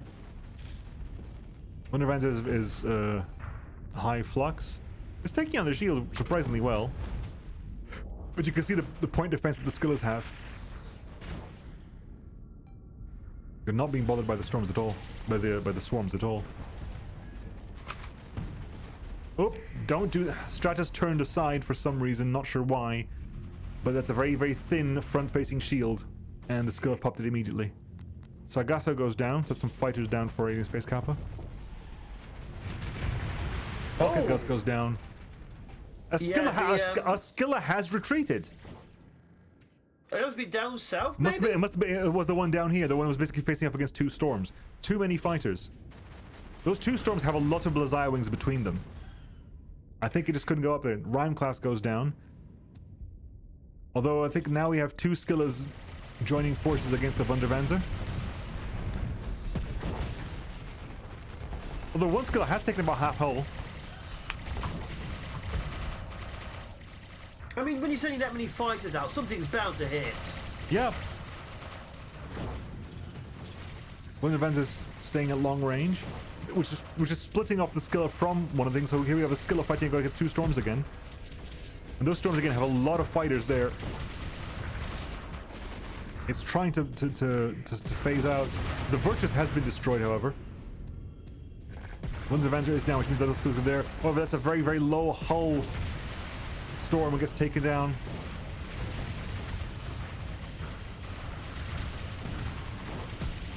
However, this Skilla has taken some damage. However, it's been the Nerta has joined in the fun, and that is not a very large shield arc in that storm. It can't really face two targets at once because the shield arc is nowhere near enough to stop it. So, Ninurta, a Skilla is being harassed by fighters, sure, but the second Skilla comes in and takes out the storm. However, they do take out the second Skilla. This fleet can take out Skillas. I'm surprised by that. I did not think that was going to happen. I am genuinely surprised. I think the problem is, if we just watched that one which just got killed, they seem to turn in time to take on one fighter and let the rest just shoot them. Yeah. This was I was expecting it to be far more one-sided. Kubeke had the storms can take out the Skillas. I was not expecting that to happen, but the storms can. I don't think that what the Virtus needs to do is tank. It needs to distract a Skilla and take it away from it, because it can definitely. This thing can kite a Skilla, which is a rare thing to be able to do. The Virtus can't do a lot of damage to these things, but it needs to basically get the attention of a Skilla and drag it away and let the storms and the massive amount of fighters that come from the storms take out the Skillas. The Ninurtas didn't go down. Any Ninurtas didn't go down, so I'm wondering how worth. Because then the Ninurtas definitely helped with distraction things, and basically because the shield arcs on the storms are so small, 90-degree shield arcs, and not even that efficient shielding. Having a distraction there was very, very vital, I think, for Alienspacekappa. This was not as one-sided as I thought it was going to be. I thought it was going to be far more one-sided than it was. So we get to see how this plays out from Alienspacekappa's perspective. It might be completely different. The role of first person. Yeah, those slippery figures are nonsense. Yeah, the Ninurtas are very, very, very, very, very. What are they running? They're running Black Cap rotary launchers, 2 CPCs, 2 ion cannons, and a light PC. They're not even that well armed. They're just very good at distraction.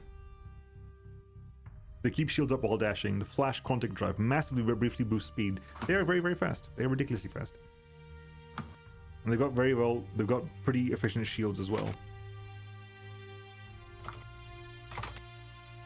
The distraction that these Ninurtas put out, I think, is what caused there's a lot of the damage, the problems at the end there. Like Yeka was correct. The distraction, if it wasn't for these Ninurtas, I think Diablo might have won that one. So can they take out the Ninurtas early? You know? I mean, we would definitely need to see that happen. But what I'd like to see is the Wunderwanzer being able to pick off a Scylla with a snipe. The thing is that it's going to be very unlikely, because the Scylla needs to be... Because, first of all, the AI has perfect awareness. The AI will know the shot is coming, so the Scylla has to be in a position where they can't just phase out of the way of that shot. Because if the shot hits, it's a lot of damage. Guaranteed. There's going to be 2 shots of high explosive on something that doesn't have shields. Or much armor, if I check this correctly. Yeah, 1500 does not a lot of armor.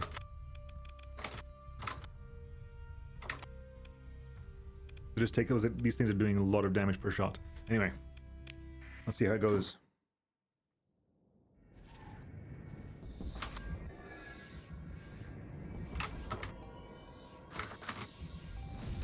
Oh!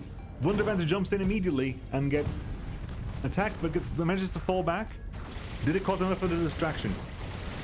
It's coming back in again. A lot of the fighters coming in. A lot of swarms are around.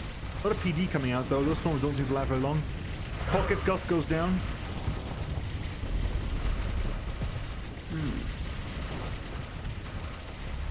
Ryan goes down. Ryan's down, yeah.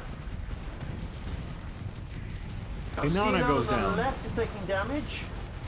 Yeah, the storms have split up, unfortunately.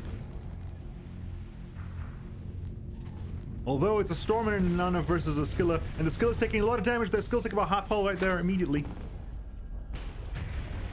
Ryan goes down. I think against this fleet, a lot of the ships that were doing other things were not doing that much against this fleet. The swarms aren't helping. The fighters are. Well, the swarms are mostly there to distract ever so slightly. One Scylla is down already, and it's not the one that was half hull. So one Scylla is already down. Oh, this could be a 1-1. This could go 1-1.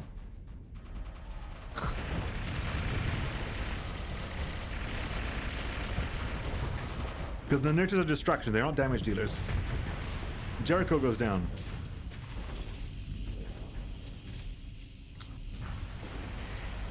Oh, Stratus that goes skill down. up top's going to Yeah, one quarter. that skill is going down slowly but surely. It's taking a little bit of damage, just trying to phase out. They can't phase. It has high flux, can't remain phased. Pocket Ghost goes down. Oh. Very high flux in. It's being swarmed. It's actually being successfully swarmed. It hasn't got the flux to keep doing this. Thing is, it technically has. It's losing a bit of health each time. It's slowly escaping. It's outrunning the fighters. Stratus goes down. Yep. Is it managing? Is it going to? Because yeah, the Blazayas are dying. They're trying their best to catch up here. But they have caught up. They put some damage into it. Taking some more damage. It's literally, I think it's literally running away. It is fleeing like crazy from some fighters. And they will catch up. They caught up to it. They caught up to it. They caught up to it. Sargassa goes down. Second skillet goes down. There you go. Second skillet goes down. Both storms are still alive still. The Nurtures have taken damage. The Wundervans is still alive. With full hull still. And it's currently distracting the third skillet.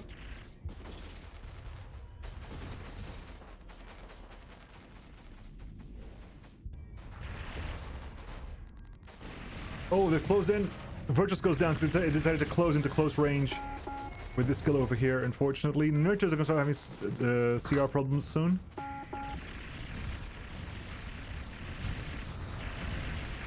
Skill is now being swarmed by the fighters again.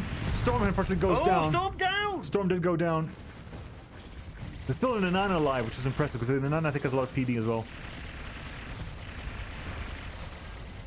That Inanna finally goes down over there.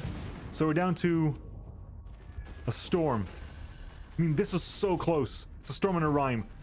The Nurtures have definitely been a huge game changer here, because they've been a phenomenal distraction.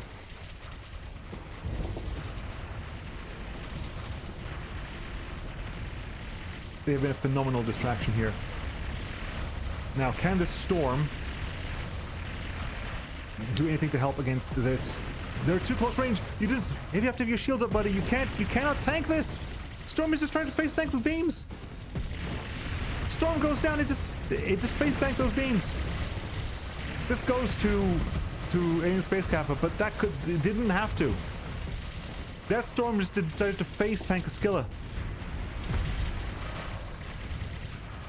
Again, this ending screen I think does not show just how close that was. The fact that the second Skilla, the fact that second Skilla, so the second Inanna lasted that long as well was surprising, because I think it died a lot faster the first time around, and it has a lot of PD on its one side. 2 polarizers and 2 storm blasters. That's a lot of small little damage, and plus the GAT, which boosts the damage and rate of fire of weapons. The GAT. The GAT, absolutely. But yeah, those new Nurtures I think were definitely game changers, because they could just be very, very distracting. Very, very distracting. So is the skill that survived Lightning Cruiser? So what's this one? There's a slightly different loadout in this one. Light CPCs and Storm Blasters. No, it's a very similar loadout. Is it the same loadout? Hang on. Is it? Phase Graviton Beam, ITU, Offense Optics, Phase Anchor. This one has the difference between this one and this one I think is Advanced Turret Gyros. Hang on, so because the flagship is more OP to spend, I think. Well, this one has Rift Beams. This one does not have Rift Beams. It has Storm Blasters instead of Rift Beams. Yeah, these ones are the one that survived is the one that doesn't have the Omega tier point defense. But it has the Storm Blasters, I guess, which is a lot of small projectiles.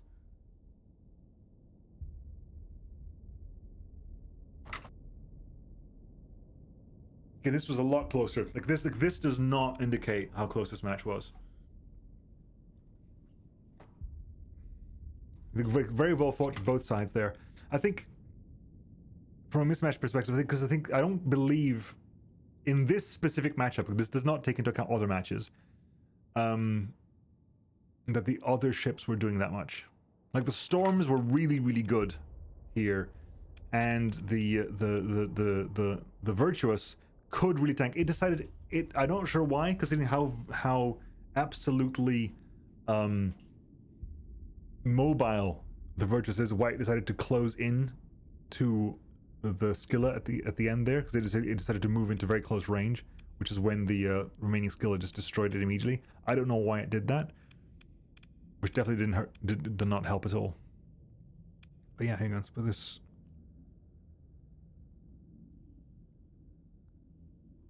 Okay, that's both the third round matches done. So now we have the two big final matches: the final for the losers bracket and the final for the winners bracket. So the final for the losers bracket is Idiopathic's. Sorry, let me unflip them. It'll be Scythe's Psy Nation, the triple Nemean Lion.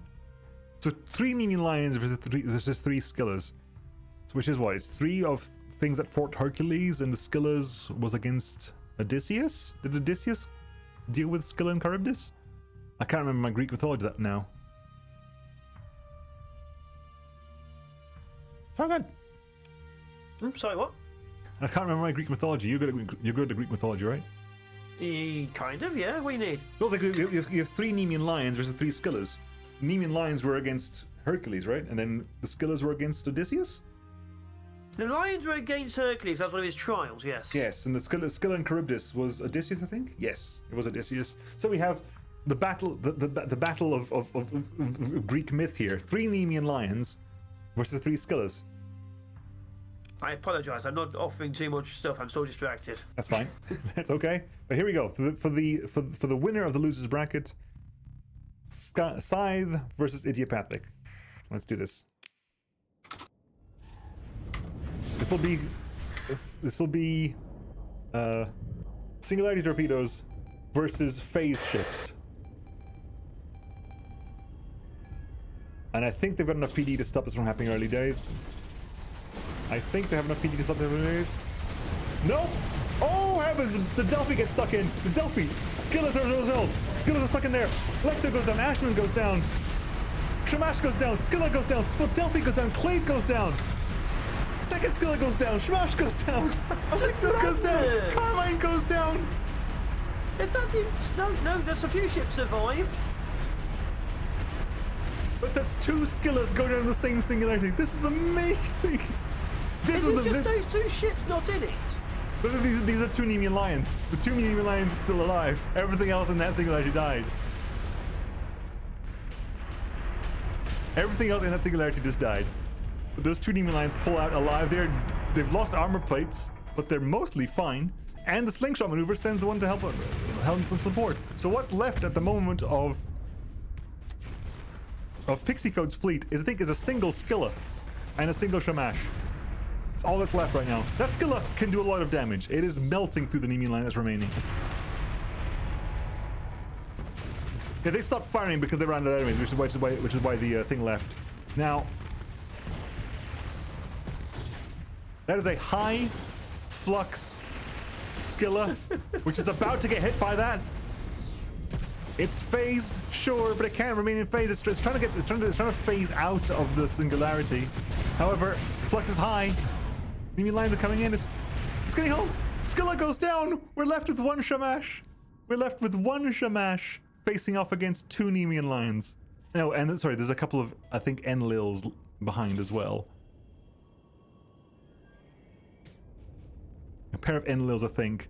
But it's 2 Nemean lions versus a Shamash and 2 Enlils. And the Shamash is this high flux and kind of just getting poked at by swarms right now. And whereas the Nemean line has basically... Oh! Shamash gets pulled into it! Gets crashed into it, so all that's left is the 2 Enlils now. Singularity torpedoes have definitely been doing a lot of work right now.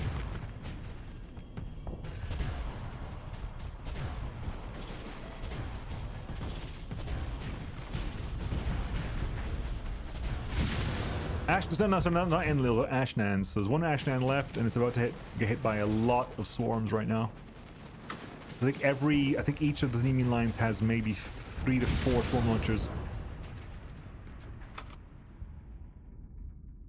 Round 1 goes to Scythe's Cynation. And we figured out that how you counter Skillas? With singularity torpedoes. Honestly, not expecting that. 100% not expecting that. Holy hellfire. Oh, wow. That was a crazy... It was like the Delphi, the damage sponge. Turns out you can't damage sponge being crushed to death by God knows how many ships that was. So it was counter everything, both friend and foe. Yeah.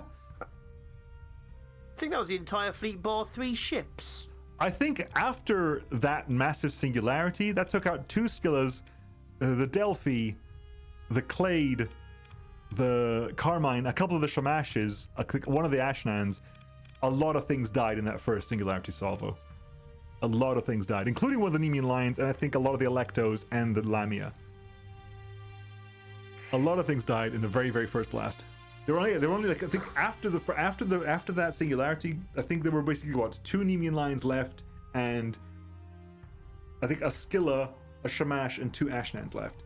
I think that was right, yeah. The first line at this, yeah, there was this, yeah.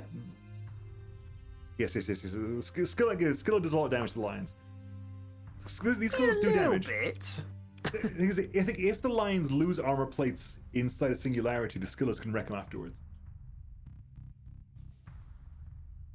Yeah, all the lions were still alive, but one of the lions got finished off by the surviving Scylla. Okay, round 2, Idiopathic's point of view. What happens if we're facing singularity torpedoes from this side? What a phrase. Will we get the same shenanigans as before?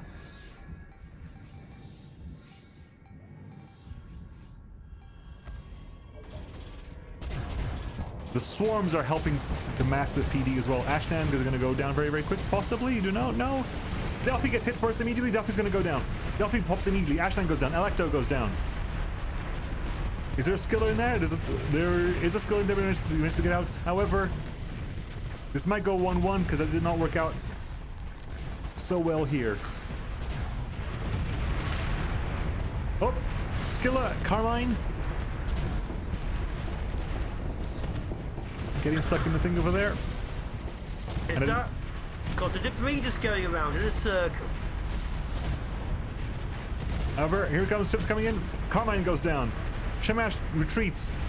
Scylla's disabled. Electo's disabled. Clade's gonna go down. The Scylla's gonna pull to the duel. Oh! Nemean Lion goes down, takes up the Scylla and the Shamash. Car outside. Oh, is that what that was? Yeah. I think we're down to... I think... all the Nemean lines are down. I think. No, one Nemean line's still alive, but it's I wouldn't say alive. It's not happy. It's not happy. This is a deadly, deadly thing, and one Skill is still alive. And this thing has lost pretty much all its armor plates now, and it's getting flung. No, yes, it's getting flung. It's being flung away. I think this round's gonna go to Idiopathic. Yep, Idiopathic takes this round, 1-1. Although the Skilla gets dragged into another one.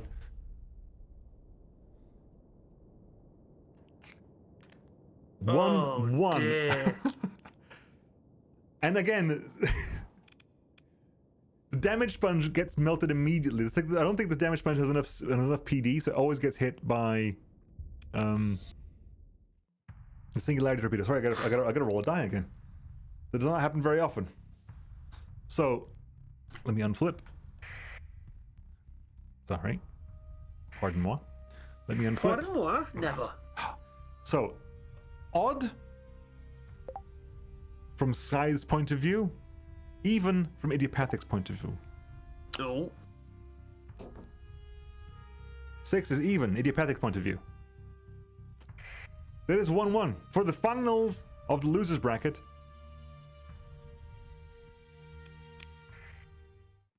For the losers bracket beans. Here we go again. Scythe versus Idiopathic. Cynation versus Red Wing Shadow Yards.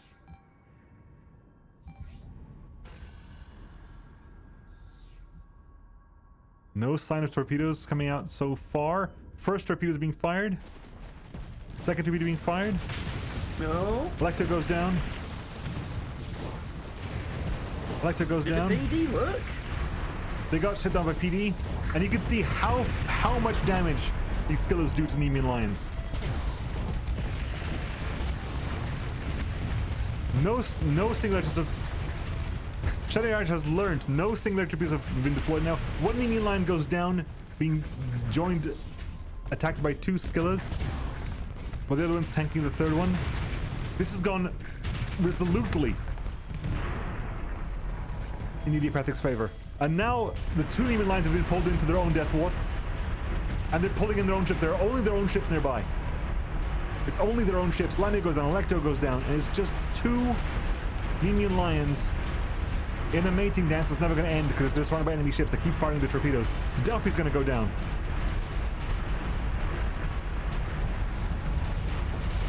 Shamash retreated.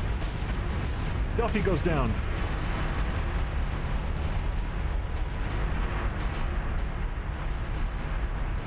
Oh heavens.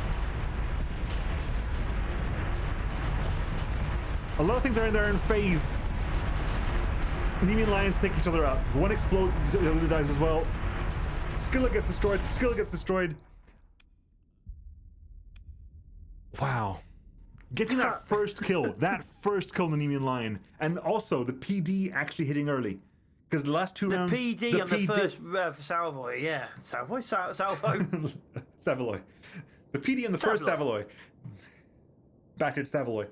The PD in the first round of torpedoes, in the first 2 rounds, did not go off, and the torpedoes. Now that the PD stopped the first things, you saw how quickly those skillers tear apart the Nemean Lions. I think the first Nemean Lion, the one that died first, lost shield armor sections ridiculously fast, and was ganged up on by 2 skillers as well. Even then, I mean, if you look at what the surviving ships on Idiopathic side. Out of the 4 ships that they lost, 2 of them were skillers. Which is crazy talk. But anyway, congratulations to the Idiopathic for winning first place in the losers bracket. And second place goes to Scythe. The MVP of the entirety of the losers bracket is the Singularity Torpedo. What a phrase. Yep. The Clade gets smashed by the Nemean Lion wreckage and basically, yeah, like a lot of the damage just came from swirling wreckage. Like we've heard the term ablative armor before, but this is the first time you actually get to use wreckage as a weapon. Oh. Again, it was also a it's a reversal because it was actually 1-0 up to Scythe, and then Idiopathic pulled it back with greatly increasing dominion, I think, because it was like Scythe wins very early on, and there's like, oh, very very narrow win for Idiopathic round 2, and then a solid win for Idiopathic in round 3. Like we cannot argue about that one. That was a solid win for Idiopathic in round 3. That really was. It also shows how these things can just go in any direction. Variety is insane. Yeah, and I think it also shows, something we've learned a lot throughout the tournament, those skillers are scary ass things. If you let them get attacks straight onto hull, they do so much damage. I'm just double checking. Are we running shield shunts on these? Yeah, we are. These were shield shunted Nemean Lions, which means okay, cool. They've got a lot of armor. Sure, absolutely, but it means that they can't stop the beams. The last battle took only 100 seconds. I don't think that's the record. Because 100 seconds is a minute 40, and I think the record from last week was still a minute 30, wasn't it? Something along those lines? 1 minute 30, yeah, that was the fastest. So yeah, it's still not the record, but pretty damn fast. Yeah, pretty damn fast.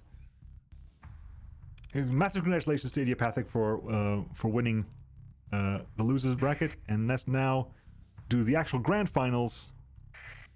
Pixicode versus 333 Fox, which is, I think, hang on, hold the phone. Have they managed to pull it off? No, for a split second there, I thought Pixicode and 333 Fox was the first round. No, it was Idiopathic versus 333 Fox. So 333 Fox in the first round won against a Shadow Yards fleet. Idiopathic Shadow Yards, the fleet we just saw. So can 333 Fox beat Pixicode's Shadow Yard fleet? I mean, right. That's gonna be an interesting matchup. It'll be a very interesting matchup because it's gonna be the dancing Chronosis mosquitoes and the coconut versus a Skadi, which has got crazy point defense and a single terrifying Skilla, and then the Inertas as well. But it'll be very interesting to see how this goes. The grand finals of Hrothgar's tournament: Pixicode versus 333 Fox. Let's go. The matches have gone very fast this time around as well. I feel like we've had very explosive, very, very fast matches. Right, first coming in immediately. Oh, An immediate success key gets overloaded, but manages to pull out alive. it's amazing how quickly that entire flank shifted right. Yeah. Just all jumped. Enlil goes down. Scylla's focusing off against one of the bigger tomatoes. Again, the bigger tomatoes were instrumental in taking out the other fleet. So will the same thing happen here? So 333 Fox beginning Alienspacekappa's Shadow Yards fleet by using the bigger tomatoes to tank the Scylla fire. This Scylla actually has a different loadout because this is not focusing on the beams. This has a lot of Omega weaponry on it. And it seems to be doing a better job at keeping the high flux on the bigger tomato here. Red Wings goes down, but the bigger tomato taking damage will be taken apart. A Shamash goes down, however the bigger tomato is popped. First bigger tomato goes down, Still goes down. Skadi being danced around by those mosquitoes here. Lura goes down. Oiho goes down. Didn't even see that one die, just suddenly gone. The second tomato's up there. Svil goes down.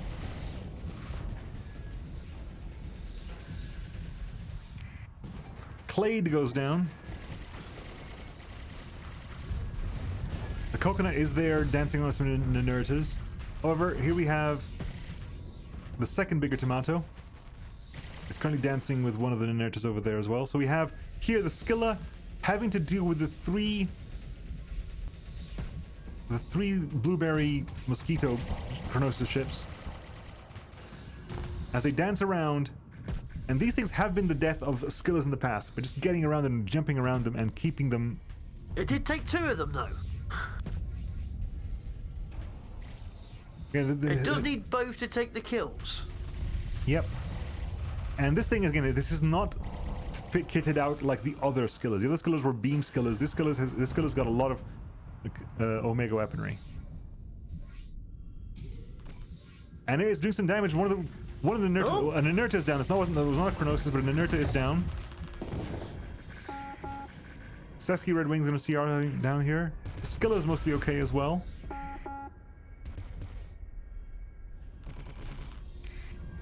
Clade is down. CR on these things are still 100, which is impressive. The Chronosis still have full CR, and the Scylla has taken a wee bit of damage. And the other big tomato is still alive as well, but it's so far away. Oh! Coconut is currently venting. Oh, they always vent in the middle of combat, literally in front of enemies. And has taken a bit of damage. However, I believe it has combat endurance, so it is slowly regenerating a little bit of it. It is under constant threat by a bunch of little fighters. The second Inerta is down. The Scylla has taken damage, though. These Chronosis have been very, very good at taking out Skillas. Scylla's about to go down. Scylla's very, very low hull right now. Scylla goes down.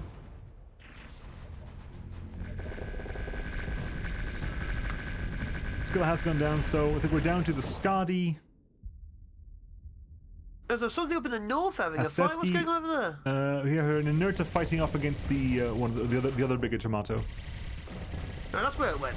Yep, the other bigger tomato has been distracted, so it was thought we were doing the skill anyway. The Skadi has been swarmed by the Coconut and the Chronosis ships.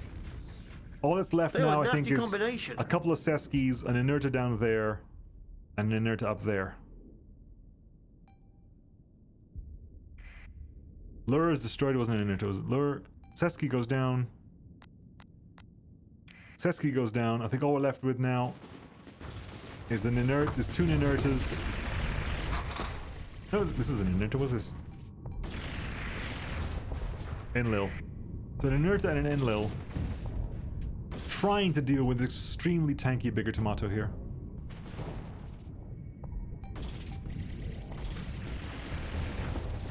And they're coming in, and the bigger tomato melts it. All that's left is a single Inerta. Is that an Enlil? Yeah, that's the single Inerta is left, and is being attacked by everything under the sun right now. And the Chronosises are dashing around. Chronosises? Chronosai? Chronosai? Mosquitoes. Oh. And they're both dashing around each other. I think the Chronosis does a better job of it. And a single shot just weaving between the rear arc, the open rear arc of shield over there. Gods, look at that. Wow, that was... Brussels sprouts didn't even go down. Yeah, the bigger tomatoes, one of them went down quite early on. However, the second one was great distraction against a lot of ships. And these Chronosis have been terrifying. They ended pretty much at 100. I don't know. They have their peak performance is almost 10 minutes. That's too long, isn't it? 525 seconds. That's a crazy amount of peak performance time, even for a ship. Hey, Alienspacekappa. That is ridiculous. Congratulations on your third place. Alienspacekappa. But yeah, that is definitely a 525 seconds of peak performance time. And where's it coming? Where's that even coming from?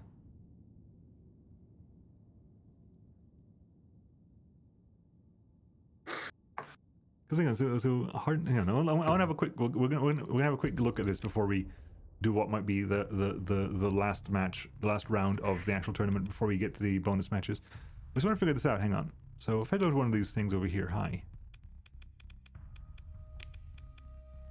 Hardened temporal. I do love the look of those things.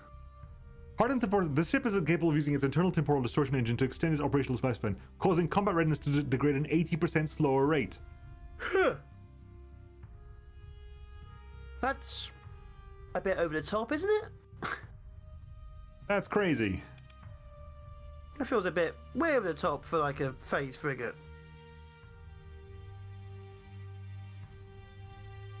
It says experimental phase frigate. I don't think this is a ship you meant to have 3 of in a fleet. In general. Well, considering how they can destroy everything, I'd say so. Yeah.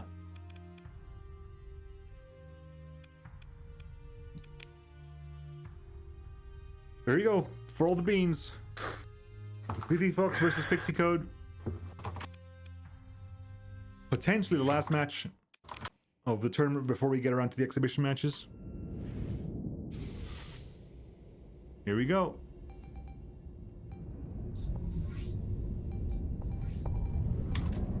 Can Pixicode pull it off? Enlil goes down.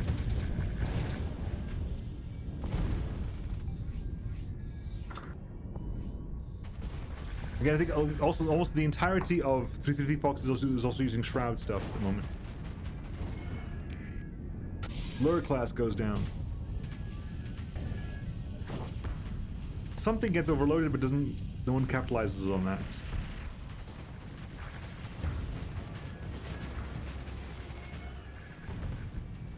I think 333 Fox also has not lost a single round. Seville goes down. Seski goes down.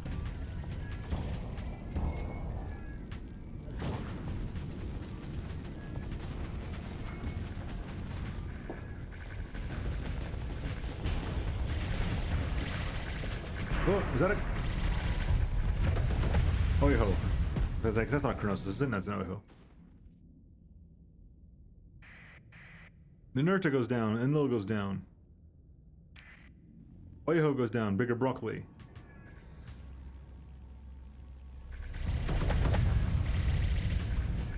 The Scythe's around, where's the Scylla? Scylla's over there.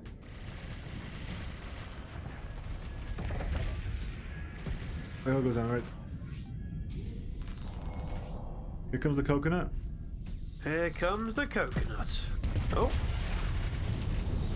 Oh, a hit. Yeah, that's about 20% of its hull gone.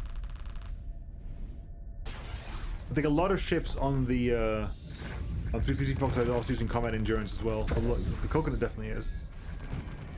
So even when they get some good shots in it, they can still recover half of its health over time. The other one didn't have that, did it? Don't know, but this one definitely does. Clade goes down. Skadi is currently trying to duel off with one of the blueberries and also a bigger tomato.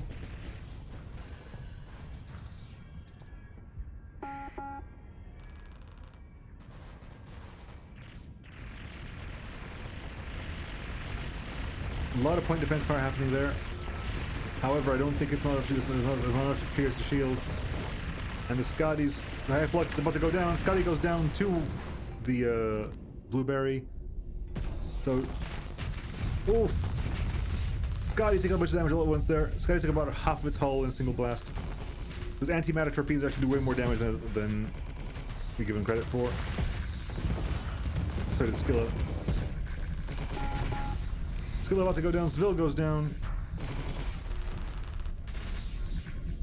This Scylla is like desperate to try to run away. But you can't really run away from the coconut because the coconut can just phase after you. And that and the blueberries are ridiculously fast too. Scylla goes down. And I think that's all she wrote, folks. There's not much left. There's a Clade over there. And then Nerta down there as well. Clade is down there. I think there's an Nerta down here as well.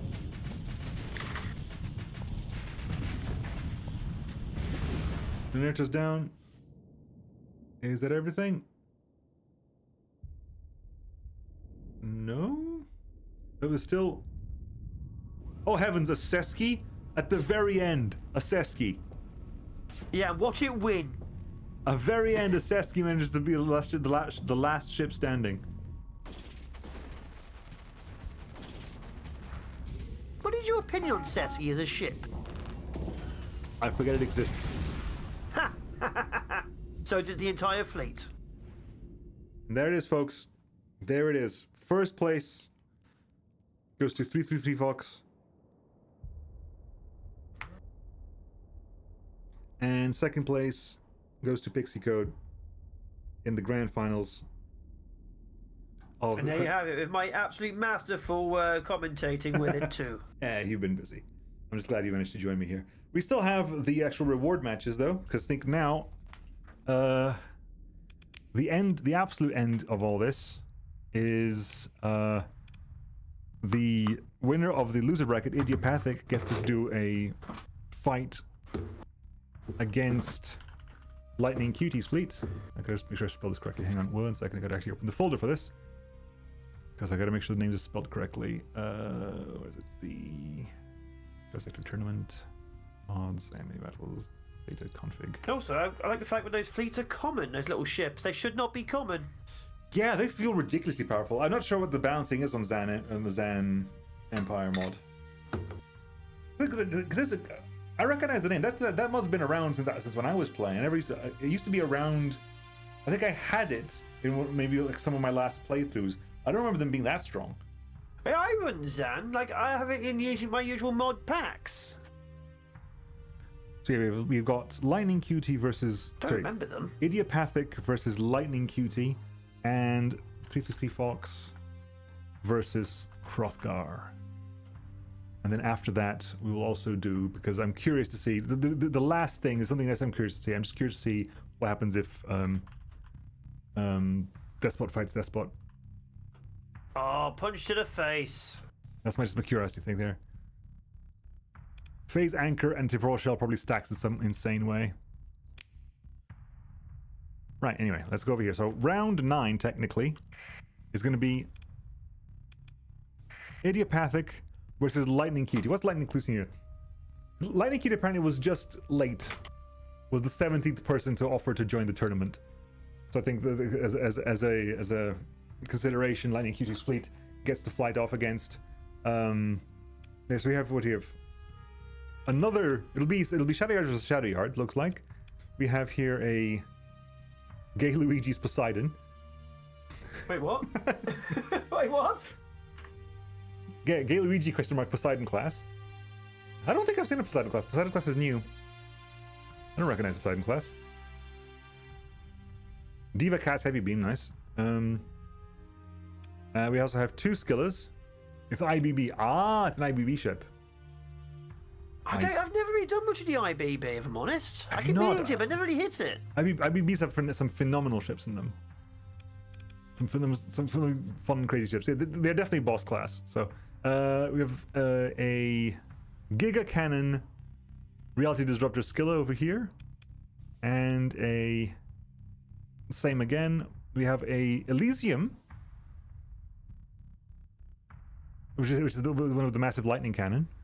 A Sargasso running Shikomi and Skinwalker wings. A Solidarity class armed freighter. Sure. A couple of Potney Abyss.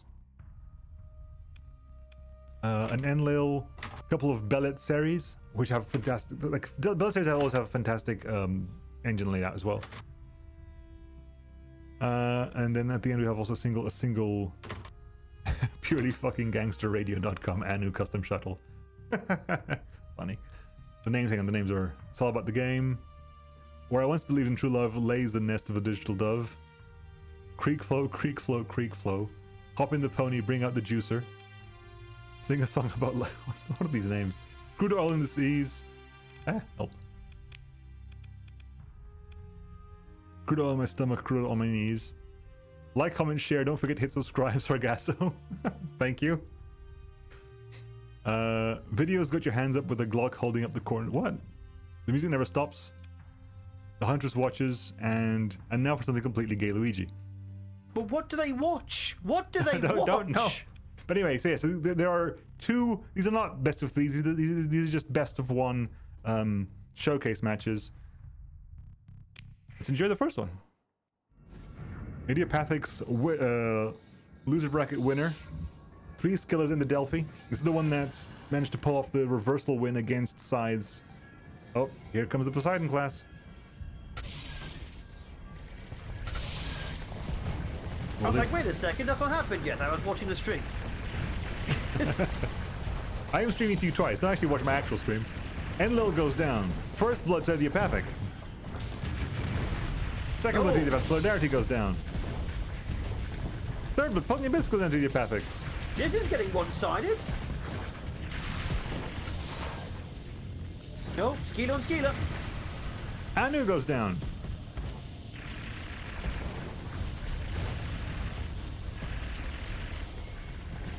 That Poseidon isn't doing much, I'll be honest with you. No, it really is not. Bellet Seri goes down. God. It's looking pretty. Ashtan gets done. First blood. The first kill to the Poseidon's team. One of the Poseidon's it's got a fortress shield. Oh, okay. A bit late to put it on though. I mean, it seems to have helped it. It's still surviving immensely. Look at it. Yeah, but it's high flux now. It's being ganged on by 2 Skillers. Look, semantics. Poseidon goes down. Another Blood Seri goes down.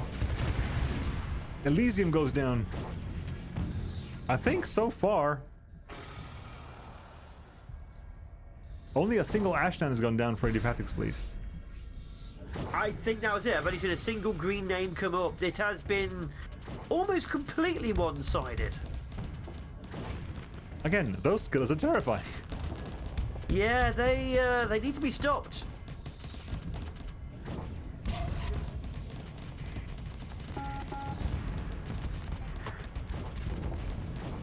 The second skill is going down.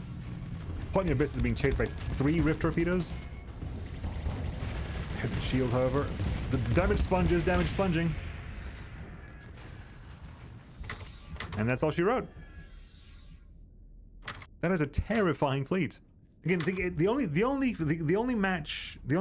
overall match that Idiopathic lost was the very first round versus 333 Fox, the overall winner. I think you're correct with that. Yeah. It wasn't completely because the Idiopathic lost the first match versus Scythe's Scythe Nation because of that ridiculous singularity torpedo.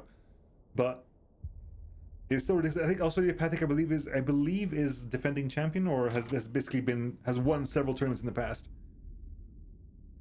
If he isn't competitive, yeah, I appreciate that. It was still interesting just to see like how crazy Idiopathic's fleet is and how basically Idiopathic has won a lot of tournaments in the past. I think Idiopathic was also the favorite to win this tournament. It just happened to go against the actual winners at the moment. Right. The second wing we're going to watch. Is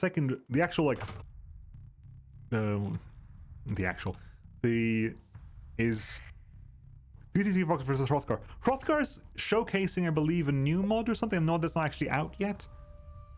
Which is I think called InRec or something like that. InRec? Yeah. After this, if you look at round 11 is Despot MMA. So yeah, this is 333 Fox versus Ruin Has Come to Our Family. So these are, I've never seen these before. These are in Reco, I think. So I don't know what these are at all. We'll have to see what these do. So this is the coconut fleet with the blueberry chronosises and the bigger tomatoes versus a fleet I've never seen before, but what I don't know.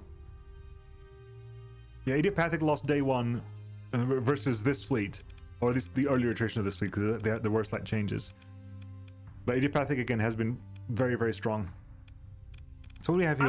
There's been no evidence of them being strong. Just completely destroyed everything I've ever looked at. So we have an Inreco venture. So I'll leave it for people who are more well-known, know more what they're doing here. You remember Federal House Operation Imperial? Gazing proudly from its stoic perch above Jangala's moor, Transtornal class advanced cot destroyer. We have here I've lived all my years in that ancient rumor shroud. Oh, this is basically the opening speech for Darkest Dungeon, isn't it? Is it? Yeah, ruin has come to our family. You remember our venerable house, opulent and imperial. Gazing proudly from its stoic perch above Jangala. The name has been changed because Jangala. I lived all my years in the ancient rumor-shadowed manor, fattened by decadence and luxury, and yet I began to tire of conventional extravagance. Yeah, this is the opening speech for Darkest Dungeon 1. Singular, unsettling tales suggest the dimension itself as a gateway to some fabulous and unnameable power. Ooh, we have some big ones. This is a Gulaz-class battlecruiser. Ooh. I'm seeing a theme. I feel like I may recognize these ships. Yeah, this one seems to be based off a Dominator, I think. This one seems to be based off a Conquest.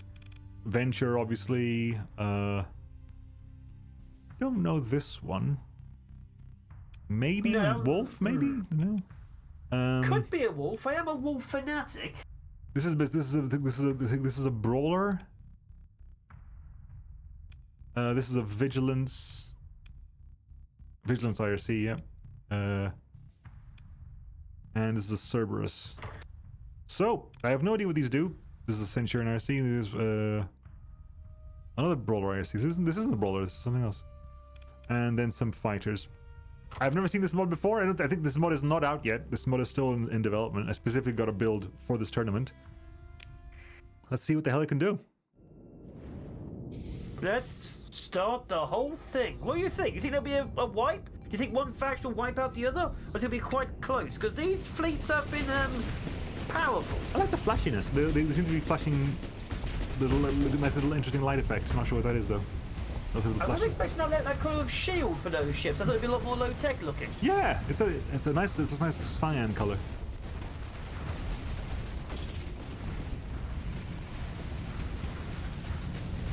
So here comes the big one.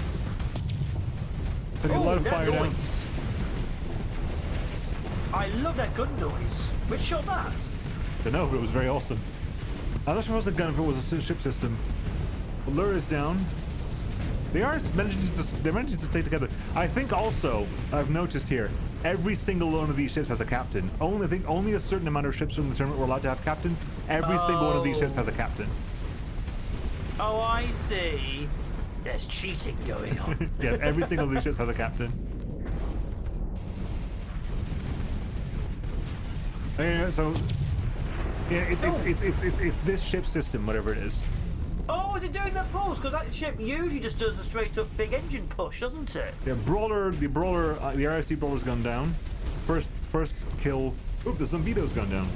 Zumbido is a droning noise, I believe, in Portuguese. Or maybe Spanish as well, I'm not sure.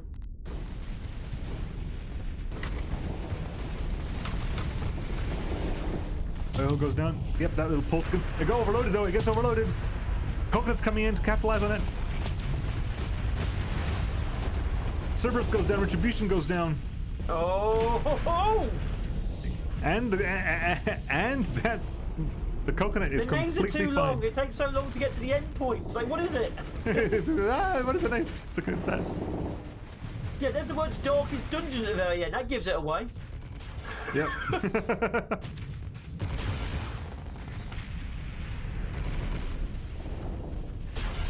Trastorno is... I think it's also Portuguese. That's upset. Don't try and learn another language in the middle of a stream. It never goes well. I don't need to learn it. I know I speak it fluently. I just have to remember the words. It's been a while. There are no words, only Zool. Oh. So, at the end of the stream, I've finally gotten back to being slightly less panicked. Yay! Yay! Redo the stream! Just start from the beginning. You can... Estrondo. That I don't recognize. No. I have an addiction to energy drinks. Don't do this to me. Coconut facing off against the wannabe Dominator. Oh. Is it actually a good Dominator, or is it like a balanced Dominator? I don't think he's being a... Oh, man! Cocked out. I know. Damage was done, but it is slowly regenerating it. Oh, it's overloaded, it's overloaded! The Dominator goes down. Coconut's still fine. Why are the coconuts always survivors?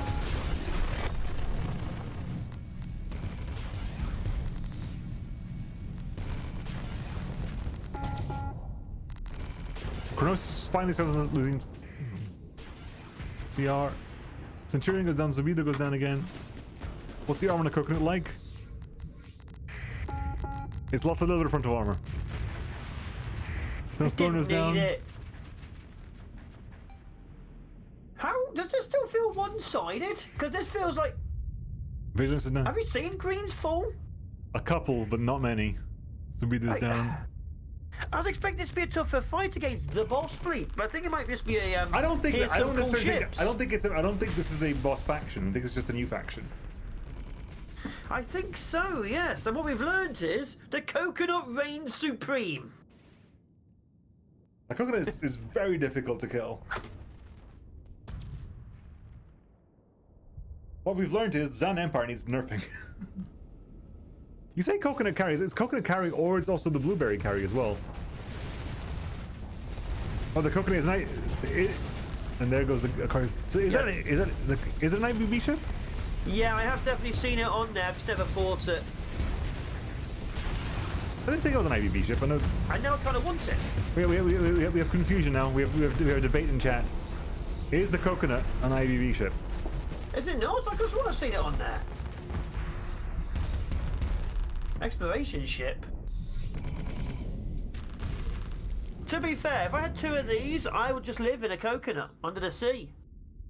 It's like the Remnant. It's like that tier of shenanigans. So yeah, several ships did die, but none of in the a coconut under the sea. again, none of the major ships died. Both bigger tomatoes alive, all the blueberries alive, and the coconuts alive. What a phrase. Yep. So I'm intrigued by this new faction. Yeah, let's have a flip and have a look around then. So this is a hang on. It's an HVB ship. What does HVB stand for? Yeah, let's look at this faction then. So we have the Venture class, Wishbone LRM launchers. We have Millstone duos, fragmentation guns, light flash bolters, heavy pulse bolters, heavy spark bolters, fungicide missile arrays, millstone trios, beekeeper kinetic blister pods, disruption. What was the ship system for this thing again? Cluster flak. That wasn't the. Hang on. That was what's your ship system? Combat jets. So that wasn't. Is that a weapon you were using that did the zappy thing? Because your thing is still combat jets, but it was definitely you doing the zappy thing, wasn't it? I mean, we could follow it. It's probably do a zappy thing. Or was it being targeted by a zappy thing that was causing a zappy thing to happen? You're saying zappy too much. It's no longer a real word. All words are made up words. No, they're not. How dare you? Yeah, not sure what was that purple lightning thing? It was a purple blaster ball from the coconut. Oh, okay. Again, the coconut. Damn it. Once again, the coconut shows it's supreme. Guillotine artillery cannon. Repulse bolters, Apurist blister pods, rail fusors, hadron bolter is a very common word here. Tantrum reflux bolter, stigmata volley cannons. Again, this mod is not out yet, I believe, but it's being finally worked up, I believe. So this could be.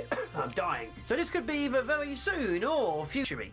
Don't know. I don't even know who's making it, to be honest. I know it's not. Hrothgar is making it. Hrothgar was just given a copy for the person who's making it, I believe. Well, I'm glad to see that Hrothgar's now making that mod with that fleet. Right, anyway. The last thing watching for today is Gebao versus Gebao. Triple Despot versus Triple Despot. Do we watch this flipped or not? Does it matter? No, not at all. They're the same fleet. Not at all. Anyway, we'll end on this, folks, and then I'll be back next week. And then you'll never talk to me again. Is it tonight clock go back? Do they? Oh, I think it's tonight. Shit. I think tonight the clocks go back Sunday the 26th. Yep, that's tonight. At 2 p.m. becomes 1 a.m. Which means as of next week, we're back on GMT. Anyway, folks, here comes punchies versus punchies. Here it comes. Here it comes. Here it comes. Here it comes. The MMA fights. They dash into each other. Boom. Up. Oh my god. They're so slow to turn. Oh! It's a full-on brawl here. It's a full-on brawl. Are they squaring off? They're squaring off. They're squaring off. It's literally a mate for his mate in a pub fight. Yep. Oh, one arm. Potentially. The thing is that their cooldown, they enter the range at the same time and their cooldowns are the same, so they're pretty much always punching each other at the same time.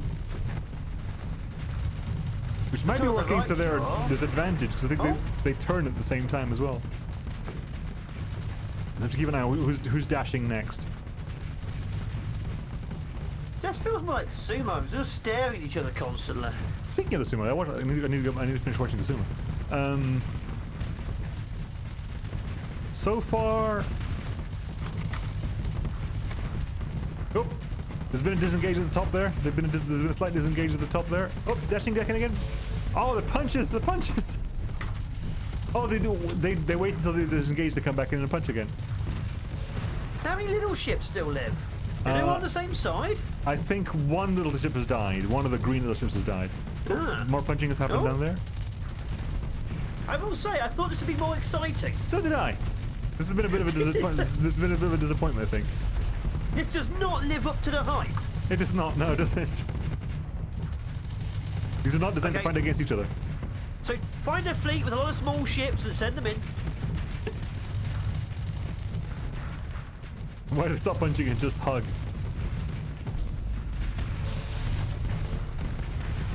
Oh, I think he's lost both his arms. Occasionally they do lose an arm.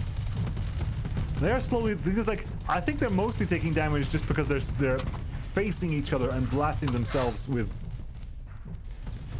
big guns. Oh, okay, that was a big. People lost some stuff here. You're kind of low as well. Oh, okay, very low here.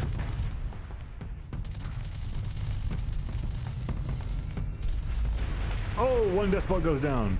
Man has gone down. Oh, it's just got punched off the map. Yep. I mean, finally it's moving, I guess. And this is gonna die to just fire, I think. Yep. Another man goes down.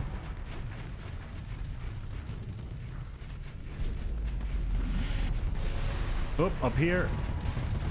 Do you ever watch boxing? Not really.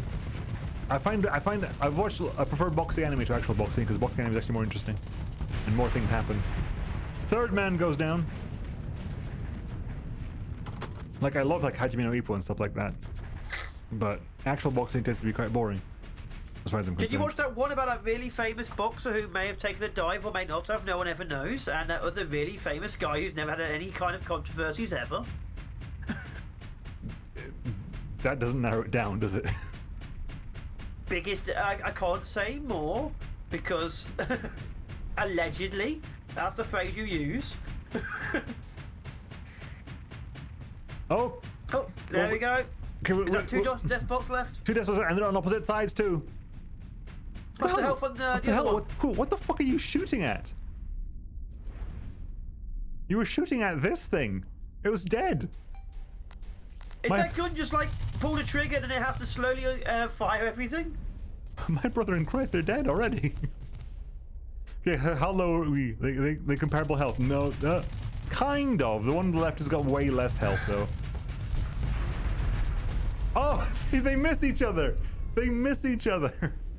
His health's getting worse though. He might get killed by gunfire. Yeah. Oh, flamethrower maybe. No, he missed. Oh. He's gonna die anyway. Yep. This one goes down, so all that's left now is one of the small ships. They keep shooting it.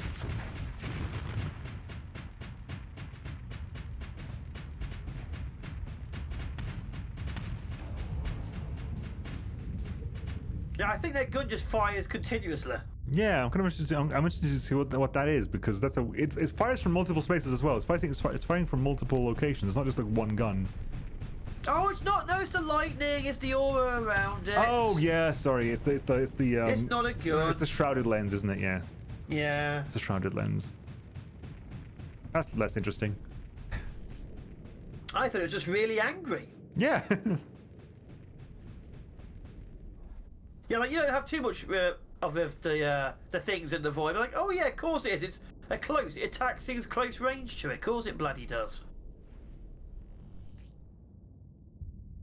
In theory, this thing has full hull. These things have also got relatively full. Never mind. I thought they had taken more damage than that.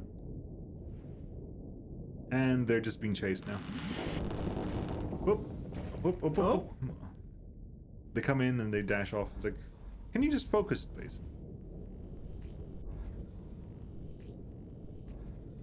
And you can see the pylons just... I believe a long time ago... In a galaxy far away? No, I can still remember. A long, long time ago. I think Dark Revenant tried to buff pylons by giving them like a second stage. Did that ever pan out? Does anyone in chat know? I don't remember that. I think the Interstellar Imperium had like versions of pylon that had like a second, like faster, like so they would be slow for a bit, but as they got closer, they'd fire a second stage and zap and move faster. I think I seem to vaguely remember that being ended up being really strong or something. I genuinely can't remember the ballistas. I think there was. Okay, yes, there you go. Thank you, Jakob. I think it started with the ballista, but I think it got absorbed into pylons in vanilla. But I'm not sure if that's still a thing anymore. I think DR did it to ballistas, and then I seem to remember it turning up in vanilla. And then, is it still a thing? Anyway, that was less interesting than I thought it was going to be. I was expecting them to be much more bouncy and more like you slug one and it goes flying. But it was not. It was not to be. Any whomst. That's a shame that the final fight was kind of. Yeah. Yeah, you. Not on my shoulder. Wait, not on my shoulder. Be on my shoulder. Yes, master.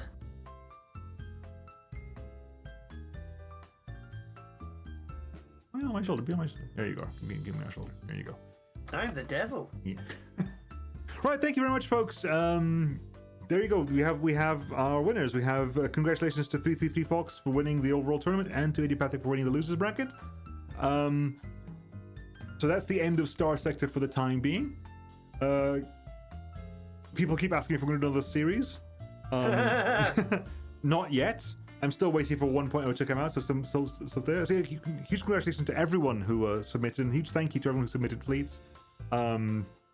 I mean, we literally could not have done the tournament without people submitting fleets. So whenever there's a tournament coming up, even if you've never done it before, always submit a fleet. It's always fun you got to start somewhere. It's always fun to have an idea what's happening. You think 1.0 will ever come out? Yeah, definitely. So thank you to all the people who made the fleets. Thank you to Hrothgar for organizing the situation. For everyone here for watching, for coming along to say hello. For Shogun for being here with me. I apologize for not being as chatty today. No, it's fine. 100% you were here. You helped me save my voice, because it's a lot more hurtful in the throat if I've got no one to talk to. Yeah, I don't think 1.0 will be the end of development in any way, shape, or form, but I do think 1.0 is coming, because I think at some point you can start running into stupid levels, because I think the next one I think is going to be 0.98.1 or something. So at some point, yeah, the numbers went too fast. Went from like 5 to 7 to 8. You ran out of numbers. Yeah, so like you started catching up. There's going to be a moment where you just have to pull the trigger and go for 1.0. Because I've said for a while now, I'll go back and play some more when 1.0 comes out. Because there's a lot of stuff in Starsector at the moment that I don't know. There's a lot of stuff in Starsector at the moment that I don't know, and it would be interesting to go back and see. But I'm waiting to see, like a lot of stuff this tournament I did not know. I did not know what Shroud were, what Threat was, or what Omega was, really, before this tournament. I actually got spoiled endgame Starsector stuff by this tournament existing. Right, let's see if we can find someone to raid into who's playing some Starsector still. And then I'll be back next week. I'm doing something on Monday with Beric, we're not sure what yet. And then Wednesday will be something, me, Kenny, and Lara will be doing something again. And Friday we'll be carrying on with Chrono Trigger. And then next Saturday, I don't know, because next Saturday is not going to be the tournament, so I've got to figure out what to do next Saturday. Also, Friday's Halloween, so I might move Chrono Cross to Saturday and do something Halloween-y on Friday. I'm not sure yet. Anyway, I think we'll raid into who is live that I really recognize. I think we raided Azure Wind last time. Who are you?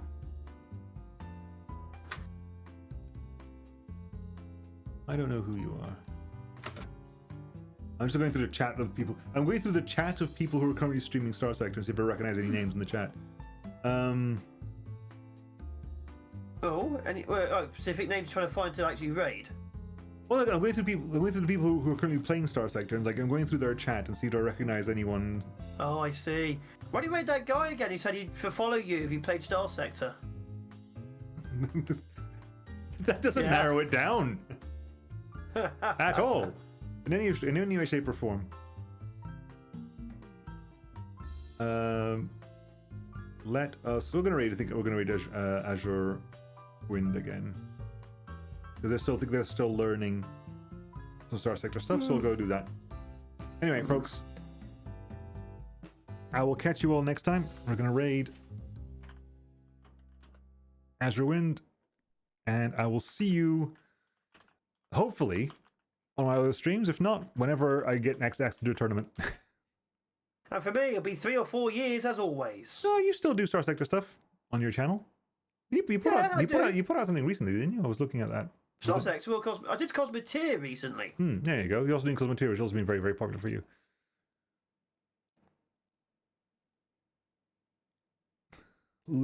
To be fair, I don't think I'll put learning Starsector stuff when I've beaten the triangles, because there's a lot of stuff to learn still. Triangles used to be endgame. I don't think they're not as endgamey as they used to be, as far as I understand it. No, not anymore. They're more mid-game boss. Yeah, the Doritos used to be terrifying when I last played, because they'd just been added when I last played.